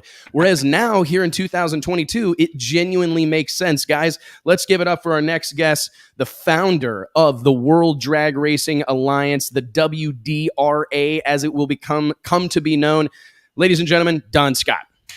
Woo! Man, thank you guys for having me on. And I got to say this to start. I believe like I've been in the loony bin for the last 2 weeks, man. Holy cow. You know, I've been high profile in med device for over 30 years, and I had no idea the scrutiny that you go under when you get in front of a camera like this and talk about this stuff. So first thing there. And the second thing, I feel like you guys set me up terrible, because how do I follow those first two guys? Man, that's sorry. You got that back to follow. We should have been during a farm animal show or something. No, man, it really is, Don. It's big news in our sport, right? I mean, this has been a very, like we said, polarizing situation, and I understand it. You know, a new group comes into the fold, and everybody starts asking questions. I will say that I think you guys have done a fantastic job with transparency, with staying ahead of that curve, answering questions, being forthcoming. Let's educate those maybe people that don't know exactly what the hell we're talking about or what's gone on. If we go back a few weeks, this deal starts to become public that yourself and a small track council that you've assembled in Scott Gardner, who many people know and respect. He's a very, very visible guy in the sport of drag racing. I know him from Cordova Dragway Park in Illinois, outside the Quad Cities. He was also the president of the NHRA for a little bit. He's also been a consultant of sorts for a slew of top fuel teams, funny car teams, high profile operations in drag racing. You've got Jason Peterson, great guy, US 131 Motorsports Park up in Michigan. Royce Miller out at Budds Creek, Maryland International Raceway, one of my all-time favorite racetracks. Jeff Miles out at Darlington. You've got a great group assembled, but why don't you give us kind of the origin story of the WDRA and how this whole thing came to be, Don? So everything, I mean, awesome first question, but everything in life comes out of a passion play. And for me, and I think you probably heard this on other things, roller starting down Garlett's Dragster is like an all-time fun fact for me. So we go from that as a kid that goes through all this different racing stuff up to about 5 years ago. And again, we've been blessed with a medical device company that's been successful enough that we can get some passion projects in front of it. And I first went after Scott about 3 years ago, and I said, I want to run our local racetrack, and ultimately we want to buy a track somewhere. My wife and I want to retire, and we want to run it. And I'm not kidding you. 2 weeks into that, I'm like, where's this playbook of how a track runs? How do we know? How do we know how to do anything? I'm not sure how to buy hot dogs, let alone traction compound, let alone anything that goes with that. And I just had to go back to what I've been doing for, again, the last 30 years. And that's, how do you run a business correctly? It was not what I saw when the resources that were available to me. So that came out truthfully at the end of 2020. And, you know, it's always been in the back of my mind that we could better organize racing and make sense of it. And then we fast forward to today. And the way I build out a business and the way I go about it all around is you find the very best people in the industry. We see if there's a business plan or not. I mean, when we build a structure, I own a Dollar General store, and when we built that out, we go to the bank with a plan. If the plan's correct, then the bank says, can you write the check and cash it? And at the end of that, then they give you the loan. So same story, same plan here. Did we have the right guys? Did we have the right plan? Could we fund it? And could we be relevant? But more importantly, we had to sit down and write a mission statement. It's on every communique that I put out now. And, you know, our guys spend a lot of hours putting that mission statement together. And in a nutshell, it's to provide value for racetracks and racers. And, you know, we've talked about it before. I think there's a better way to organize this stuff, and I think everybody benefits from it. That's near and dear to my heart, as I told you earlier in the week, because that is something, I mean, my background in drag, I've been around the sport my entire life, but I spent a few years in that track owner operator role. And you're right. I mean, it is a kind of a very scary islander experience when you look around and go, man, I don't know who to ask. I don't know who to call. There's no rubric. There's no template. As you mentioned, there's no playbook. And as soon as I started hearing this thing come together, this thing being the World Drag Racing Alliance, the word alliance stuck out to me. But when I heard you saying things like provide value, I mean, I'm in the service business, right? We sell advertising and marketing services. So providing value is the name of the game, right? And I think that is something that has lacked a little bit in the drag racing space, especially for your Saturday night drag strip, if you will, like the local track. It's tough if you want to. I mean, we've seen this no prep trend become perhaps maybe I would say the hottest thing in drag racing right now from a ticket selling perspective. You know, how do we de-prep the track? What do we do? Scrape it? Do we scrub it with something? Is it some chemical we got to buy? Nope. How are you going to find out? And I love to hear that you're going to solve that problem. Yeah, here's a great story, and it's real life. And the thing you'll learn about me quickly is the embarrassing things, man, I put them out there. You can laugh, we'll laugh together, because we all learn from it. So we're going to have the no prep event. We're going to have the best one that they've ever had at our small little racetrack. So we got to get the two guys. We got the feature, we got the t-shirts, we got that all lined up. And they said, scrape the track. And I said, great. So we scraped the track.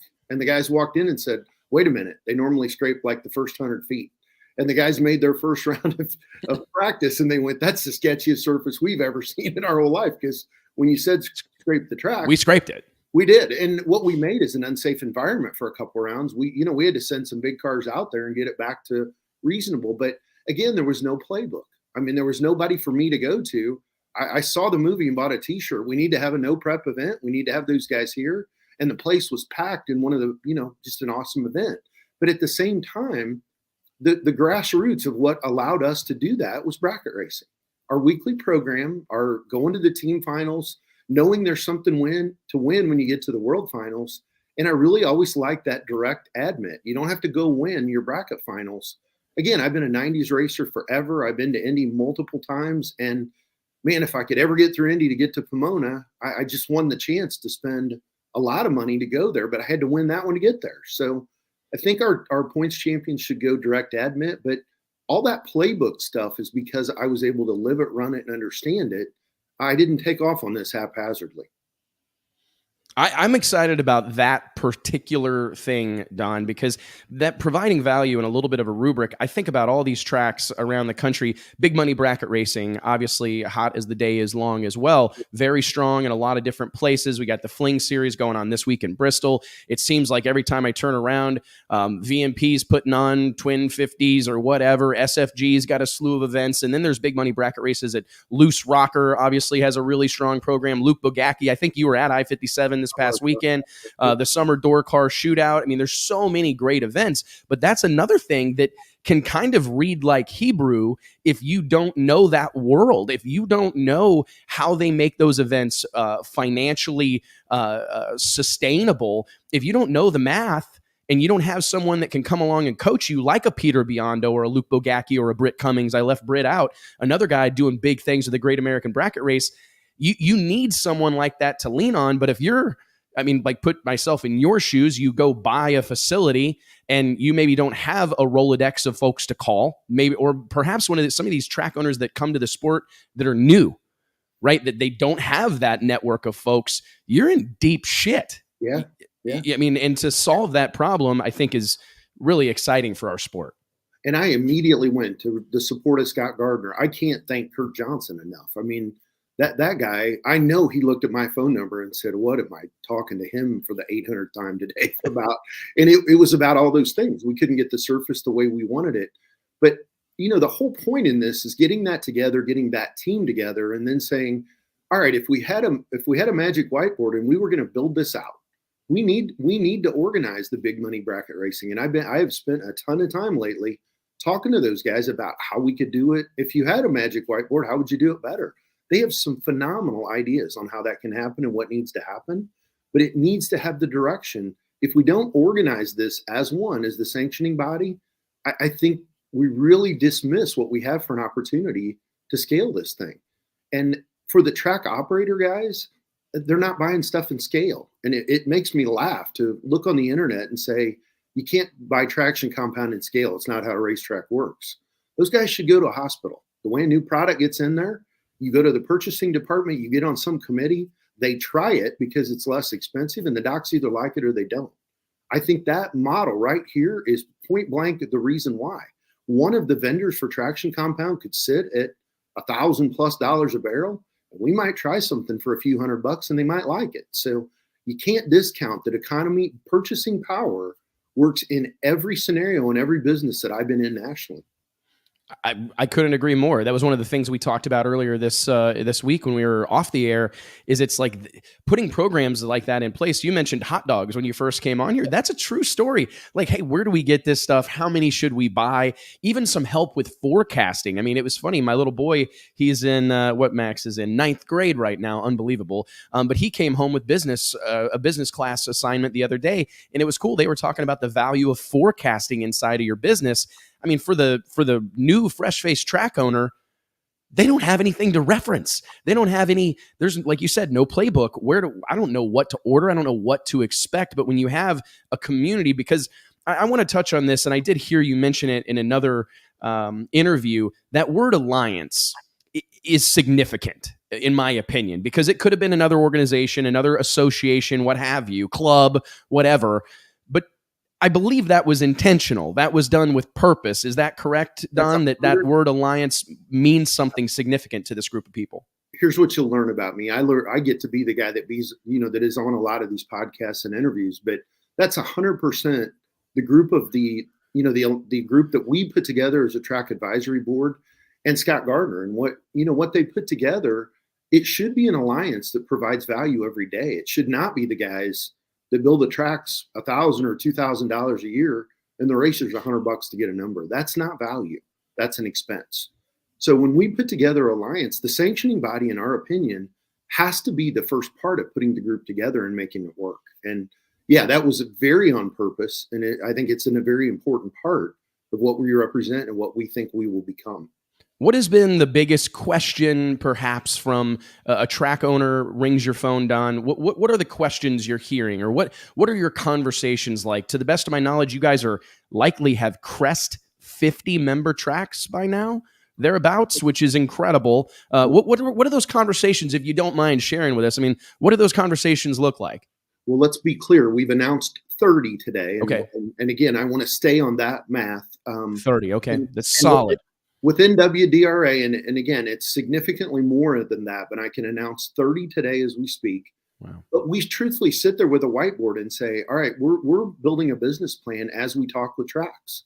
Where will these finals be? Where does it make logistically? It doesn't make sense to have a team finals and they have to drive 500 miles because nobody's going to go.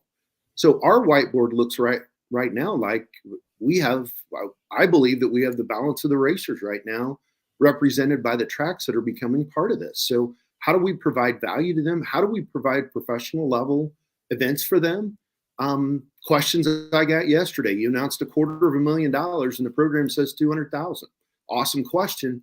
Man, guys, give me a chance to organize this. The rest is coming. And I'm going to give you a teaser right now. American Race Cars is going to put up $5,000 towards an event at the World Finals that has no entry fee. So that's good. That money goes 100% to the racers. So we are going to have, my goal is not to be $250,000. It is to dominate this with the sponsors getting involved and providing value at those races. Ladies and gentlemen, for those just joining us, we're checking in with Don Scott, founder of the World Drag Racing Alliance, the WDRA. I know you got limited time here, Don, but I got a couple more questions for you.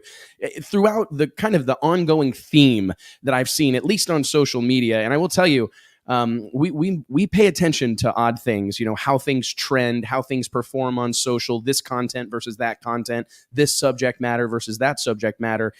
All of this commentary around the WDRA has been very interesting. And it all goes back to this belief system that I believe is true, that grassroots weekend warrior bracket racers are the backbone of our sport. It's the week in, week out points program at your local racetrack is what keeps that place open, what's keeping the grass mowed, what's keeping a couple of guys employed. Have you guys done like a needs analysis? When you talk to racers, do you ask them what's important to them? I know one of the conversations or a few of the conversations that I've had have been exactly what you mentioned, track finals. Hey, I don't want to drive to Bristol or wherever. I don't want to go to Pomona, as you mentioned. That doesn't make sense for me. What has been the needs, or what do you think are the top priorities for that weekend warrior bracket racer right now? It's to put together a program that will stick over time. If you just do a rollout of that and where it's been and where it's headed, the sponsor support in most of the sanctioning bodies over the last few years, it's waning, not growing. While on every measurement tool and every metric that I look at, the sport's growing. So why is the sponsorship? Nobody's merging those two and saying, how do we put together? The sponsors are telling us that what's in the market didn't have the most value, that there could be a better way to do that. It's not packaged. We have to professionally market in the medical world, or you don't get to an orthopedic surgeon, period. They have zero time for that, and they don't want to talk to you anyway. So it's been very easy for us to build out the number of touches they're going to have, how many people are going to be through the gate, how many people buy that product, and to start to put dollar amounts on it. That's why I think you're going to be surprised at the sponsors we're about to bring to grassroots bracket racing in these small tracks. I think it's unbelievable what's going to happen with that. We're getting our metrics. At the Cordova World Series, we ran trackside services, and we now have the metrics from the data from that to say we know who the demographic is, we know who the people are, and we're going to start a Tech Talk series once a month, and we'll do it with the racetracks and we'll do it with the racers. And it could be anywhere from how to stage your car. The first one is October 19th at 7. And it's trackside services. And that is something as simple as tapping your credit card and go park your car. I have your competition number. I have your license. I have your driver's license. Why are we looking for paper waivers and armbands and all those things that they're for a guy that spends his life where everything I do is scanned off a box and beeped? If tracks want to address that. Now, my little track was probably years from being able to implement that. Because it's hard. There's no Wi-Fi. I get I just lived all the problems that come from that.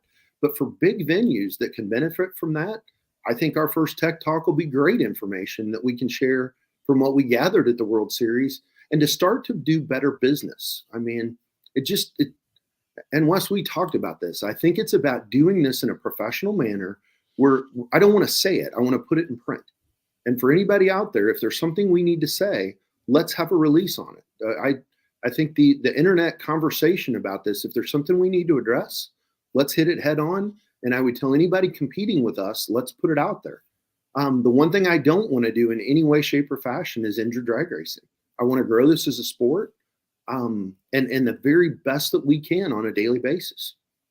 And I appreciate that. Those words, they mean a lot to me, because it's easy to say, harder to do. And but I feel like you're backing that up with action, because there are times when people start to get worried about our sport being splintered, and too many options and this, that, and the other. But man, you hit the nail on the head there. There's racing, by all accounts, motorsports, perhaps in general, it's on the uptick. Positive things are happening. I mean, we're seeing NHRA report record viewership on their TV broadcast. I mean, it's no secret the success that Street Outlaws and No Prep Kings has. Every time you turn on Discovery Channel, there's another car building program. Cars are hot. Automotive culture, car culture as a whole is headed in the right direction. But like you said, how do we marry those things? Because I see sponsors going away. I see tracks that aren't able to sustain, and that is concerning. We see companies that pull out of I'm drawing blank on the word, like their sponsorship or their support programs. Oh, come on. It's the word,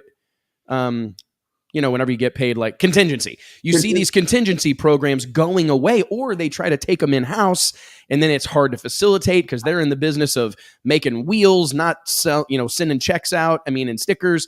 So to see someone come into this space, Don, that wants to solve that problem and say, hey, look, we've got a pool of customers that we would happily make accessible to you, but you've got to support us. You got to pay. You got to participate. I'm glad to hear that. Wes, we've not addressed one of the most important business matrix that we look at.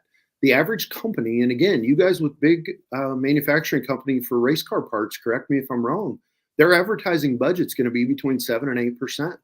It's not their job to justify what they spend at our local racetrack.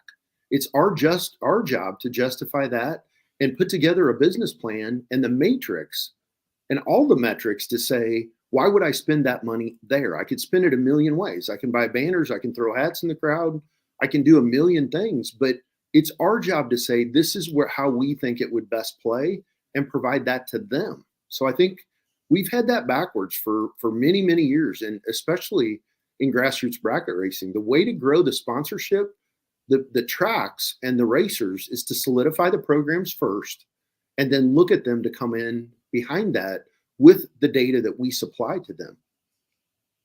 Earlier in the week, I was having a conversation, Don, and this will be I got two more questions for you, and I know you've got a hard cutoff here, but I was having a conversation with a gentleman that's deeply involved with like the motocross, supercross world earlier in the week. And we were just talking about how that sport benefits significantly from a relatively low barrier to entry, right? Mm-hmm. If no matter where you're at, in the world or the socioeconomic scale, you could go to your Honda dealership and finance the latest, greatest dirt bike for $50 a month for the rest of your life, and you got your kid out there on the best piece of equipment money can buy. That opportunity doesn't really exist in drag racing. It's a struggle. You and I talked about how it's cheaper to go super comp racing than it is to go junior racing in some instances. Yeah. What do you make of that? Is there something that we can do? Is it fostering bracket programs for just street stock cars? Is it celebrating and highlighting that type of stuff? What can be done to foster that?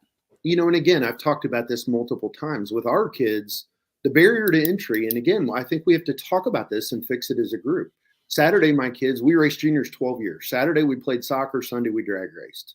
Saturday, we do a TP. We got treats. Everybody's getting a trophy.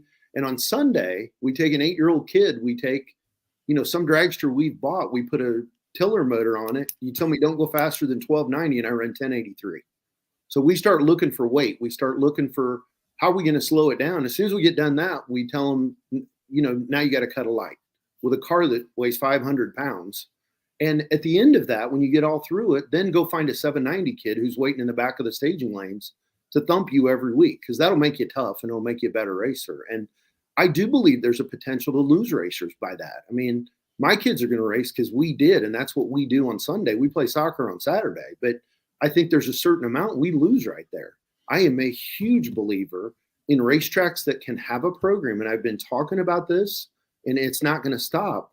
Can't we as a sanctioning body provide and I'd love if there's a sponsor listening out here that would help me with this. Let's have a couple, 3 or 4 juniors at a Royce Miller's place, or, one of those guys that if we can get the insurance to buy off on them and we could teach them the safety, let's have a program where they could try it. Because the barrier to entry, you got to have a way to tow it. You got a pickup truck. You got to have, tools, Pro Jacks, or whatever the case is. Yeah. It's a lot of work. It's a big bite. Right. And I think more people would adopt if there was a better way. And we talked about this. There's 2 ways to slow those cars down when they start, and that's fuel and spark. So, we have to talk about what does it need to do to make not only the barrier so a kid could come and reserve a car and give it a whirl. We talked about that at our track, but I could never get, to be honest, I had 9,000 other things in front of me. I had to meet the hot dog guy and all that. So now I have the time to commit to this program and trying to move forward to have some cars where kids could try them, not been done before. So we're not going to talk about stuff. We're going to deliver it. So if I can get any kind of help, is that a 2023 deliverable January 1? It is not, man. We are redesigning everything from sanction agreements to the insurance through membership portals. I don't want to carry around time slips and pages, and it's too hard to get a license. It's too hard to do any of this. So we are taking adult, longtime industry veterans and saying, let's take the barriers down. Let's provide values to tracks and racers, and let's grow this thing. Man, Don, I really appreciate your time. I do believe we're going to have several conversations in the coming days and weeks, sure. But I genuinely appreciate it, man. I know you got to bounce. Thank you for joining us. We're seeing a lot of comments, people that are happy to hear this conversation had in the public space. I certainly appreciate your being so transparent, willing to communicate, and I look forward to talking to you more, man. We wish you nothing but the best, and thank you again. Yeah, and definitely, if there's a tune-up, come back 10 minutes. I'm happy to do it weekly. I mean, I'm bought into this, so this is not going to go away and it's not going to stop. So again, thank you guys for having me on. We can't do this without the support. So, well, hey man, we appreciate it a bunch. Best of luck, and we'll talk very soon, ladies and gentlemen. Don Scott of the World Drag Racing Alliance. Thanks, buddy. Thank you very much. That was awesome. Billy Carroll said, name a larger group of racers to sell parts to than drag racers. I mean, he's right. I mean, it's such a valuable market. And that I do get frustrated when I see these companies shit can their contingency program. I go, okay, somebody needs to be calling somebody. Like, we need to have a conversation about this because there's got to be a better way.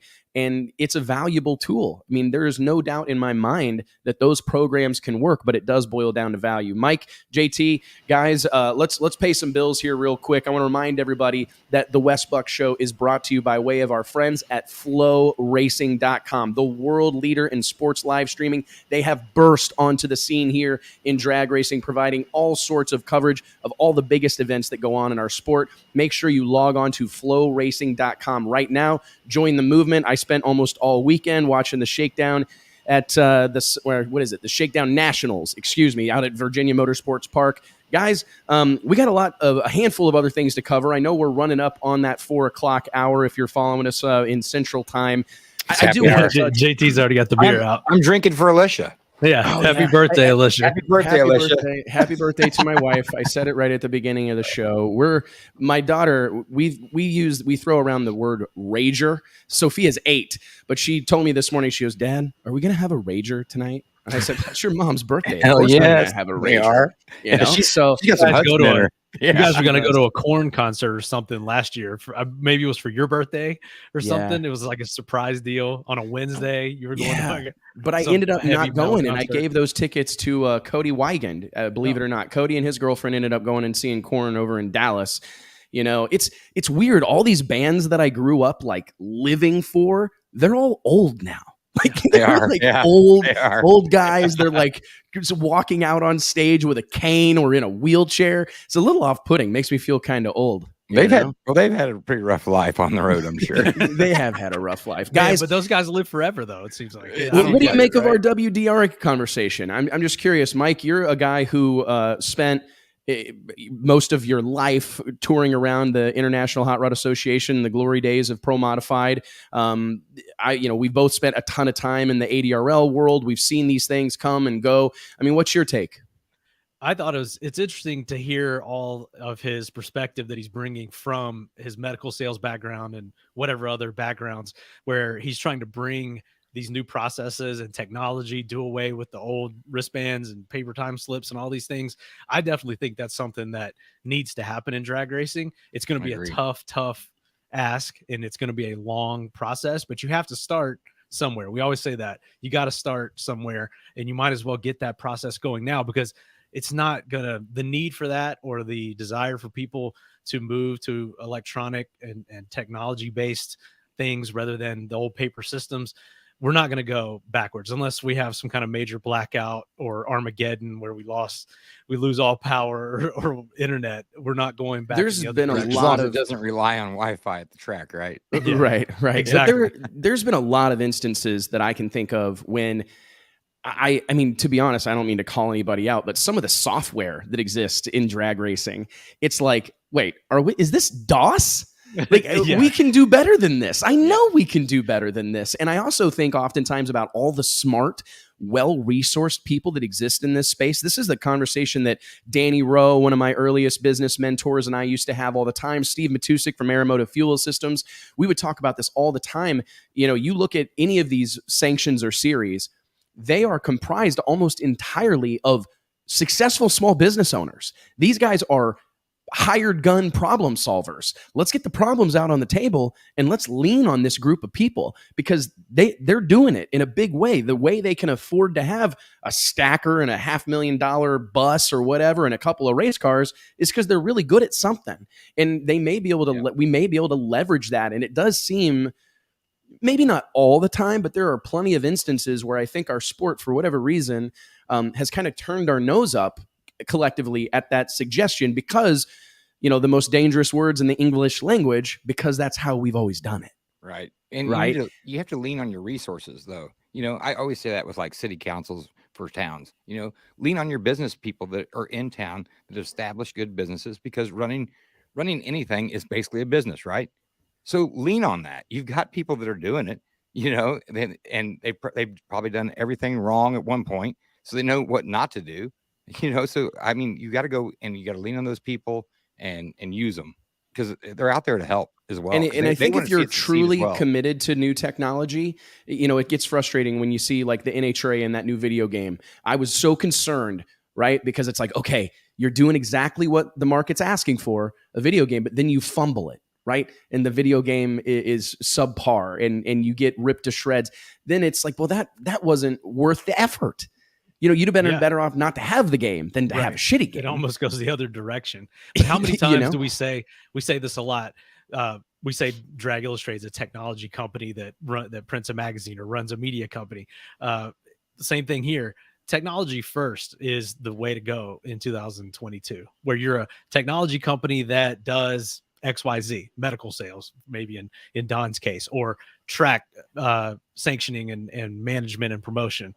You've got to embrace it. And I'm not necessarily saying, I saw someone comment about electric vehicles. This really doesn't apply to that part of it, but just the administrative part of it and the part that requires staff and those things to make those jobs easier and make everything easier for someone to pull up to the gate, enter a drag race, and, you know, get parked, get timing, get whatever they need. I think that's where we've got a lot of room for improvement. In to JT's point about your local towns and your city councils and whatnot, Paul Dunlop, a good friend of mine, deeply involved, a partner in No Limit Drag Racing, the wildly successful mobile drag racing game. I mean, this thing's got millions of active installs.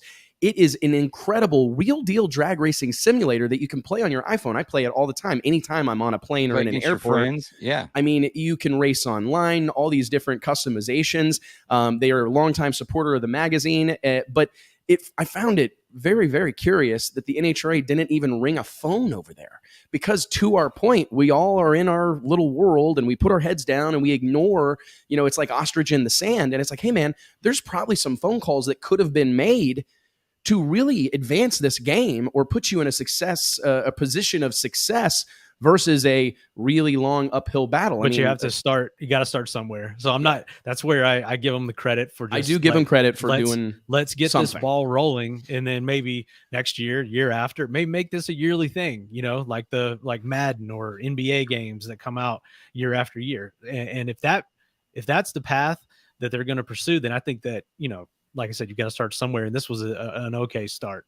Yeah, I agree. It was an okay start, and I'm not trying to, bag on anybody, but it was a little bit lackluster. No, let's be honest. Sure, for sure. I don't think anyone would argue that. No. Moving on, just talking about something that I think is worth mentioning. Are you guys following along Drag Week? I look back to our time down in Florida for Sick Week. It's well known that I ripped my arm off, and it ended up being a pretty rough deal for me. I tore my bicep. I probably should have called Don prior to surgery, and maybe he could have hooked me up on whatever the hell they used to sew my arm back on. But anyways, I fell in love with the drag and drive scene down there during that experience. I know you guys had a similar experience down there. It's just such an incredible community of people that are doing it for all the right reasons. These are hands-on gearheads that are up all night, working their tails off, laying on their back under these cars in hotel parking lots and whatnot. And you got some real superstars in that deal now too. Holy moly. Alex Taylor, obviously Tom Bailey. We've seen Cletus at Sick Week. We've heard that he's looking to get more involved in it. It's drawn out some big names. What do you guys make of it? I mean, we don't have Cletus this year, but I believe there's 5 or 6 cars in the unlimited or not in the unlimited category, but cars that are capable of running 6s, which is incredible. Tom Bailey kicked the week off with a 6:03 at nearly 250. There's been a slew of 6-second passes. We've had Alex Taylor down in the low 7s. I mean, my big takeaway from it right now is how good of a job they do on the media side. I mean, from Brian Loans and Freiberger, Dave Freiberger in the tower calling the shots, to all these guys putting out videos. And you got Mike Galemi now. Mike Galemi's content producer or manager, whatever. I'm not sure his exact role, but you can see his touch on the media presentation of Drag Week this year. What do you think do you guys have a takeaway from that? I mean, I feel like I want to grab all of our NHRA friends, all of our PDRA friends, NMCA friends, and shake them by the shoulders. Like, hey, look, these guys are putting out videos every night of the week. I mean, I know it can be expensive. I know it can be laborsome, but it can clearly be done. A lot of these videos are being made with iPhones, and I'm really blown away by their willingness. The reason that deal's so successful and has the following and community that it does is because it's got all these people preaching the gospel, sharing the good word. I mean, if you look on the NHRA side, they could follow along from anywhere. Do any of the NHRA drivers go live on Facebook? Do any of them put out interviews? Do any of them do Q&As? Do any of them? I mean, I think of like Clay Milliken as being one of the only ones who really produce any consistent behind the scenes coverage. I don't know. I just feel like, man, you guys got big sponsors and pro teams. What the hell, right? I'd say Clay and Alex are probably the two that probably do the most, over on that side. I think when you're comparing it to Drag Week or any of these one-off exhibition events, it's like this is their Super Bowl and it lasts 5 days, and it's easy to like, all right, I'm going to get me a game plan together. I'm going to have all my stuff together, and I'm going to kill it on social for this 5 days. We know how hard it is to keep up with social on a consistent basis. And I think the NHRA being such a marathon, it's hard to keep that up. We talked about Alex. Leah does a great job. Among probably the best out there. That's the exception, and that's extremely hard to do. And I mean, hey, I'm not saying it's easy. I'm just saying that that's the expectation, right? Because I think in this day and age, I mean, you look at pro sports. I mean, the Steelers win a football game and they're dancing on Instagram Live in the locker room immediately following. You know what I mean? Like, I just think that we've got to play the part to some extent. We want the sponsors, we want the visibility, we want the eyeballs, but I don't feel like a consistent active effort is being made by some of these racers to achieve that, right? But I agree with what you're saying. I mean, Tyler Crossnow and I have that conversation a lot about when you compare, a promoter that puts on 1 race a year versus these promoters that are tasked with putting on 8. I mean, look at Donald Long. Donald Long in the radial tire scene, his deal started out as 1 enormous event. Then they moved to 2 events that were on opposite ends of the calendar, also manageable, right? And they got 1 in February and 1 in October. Then he adds 1 in March. And I honestly think that 3rd race kind of diluted all of it, because he had to spread that energy and effort out across 3 races. And to your point, Mike, NHRA is trying to spread that energy and effort out across 22 races. PDRA is trying to spread it out across 8. It is a grind. And when you compare it to sick week that lasts 5 days and is over until the next year,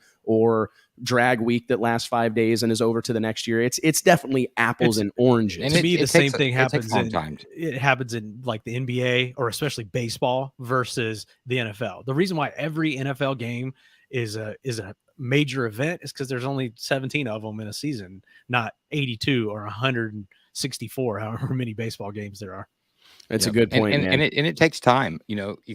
If someone's running their own page and trying to race and trying to drive the truck or whatever, I mean, it takes time, because we've all been there at races, and you shot something, you're kind of proud of it, you want to get it out there, but then you got to step to the side and you're ignoring everybody that's trying to come talk to you, because you're trying to get all the hashtags in of all your sponsors.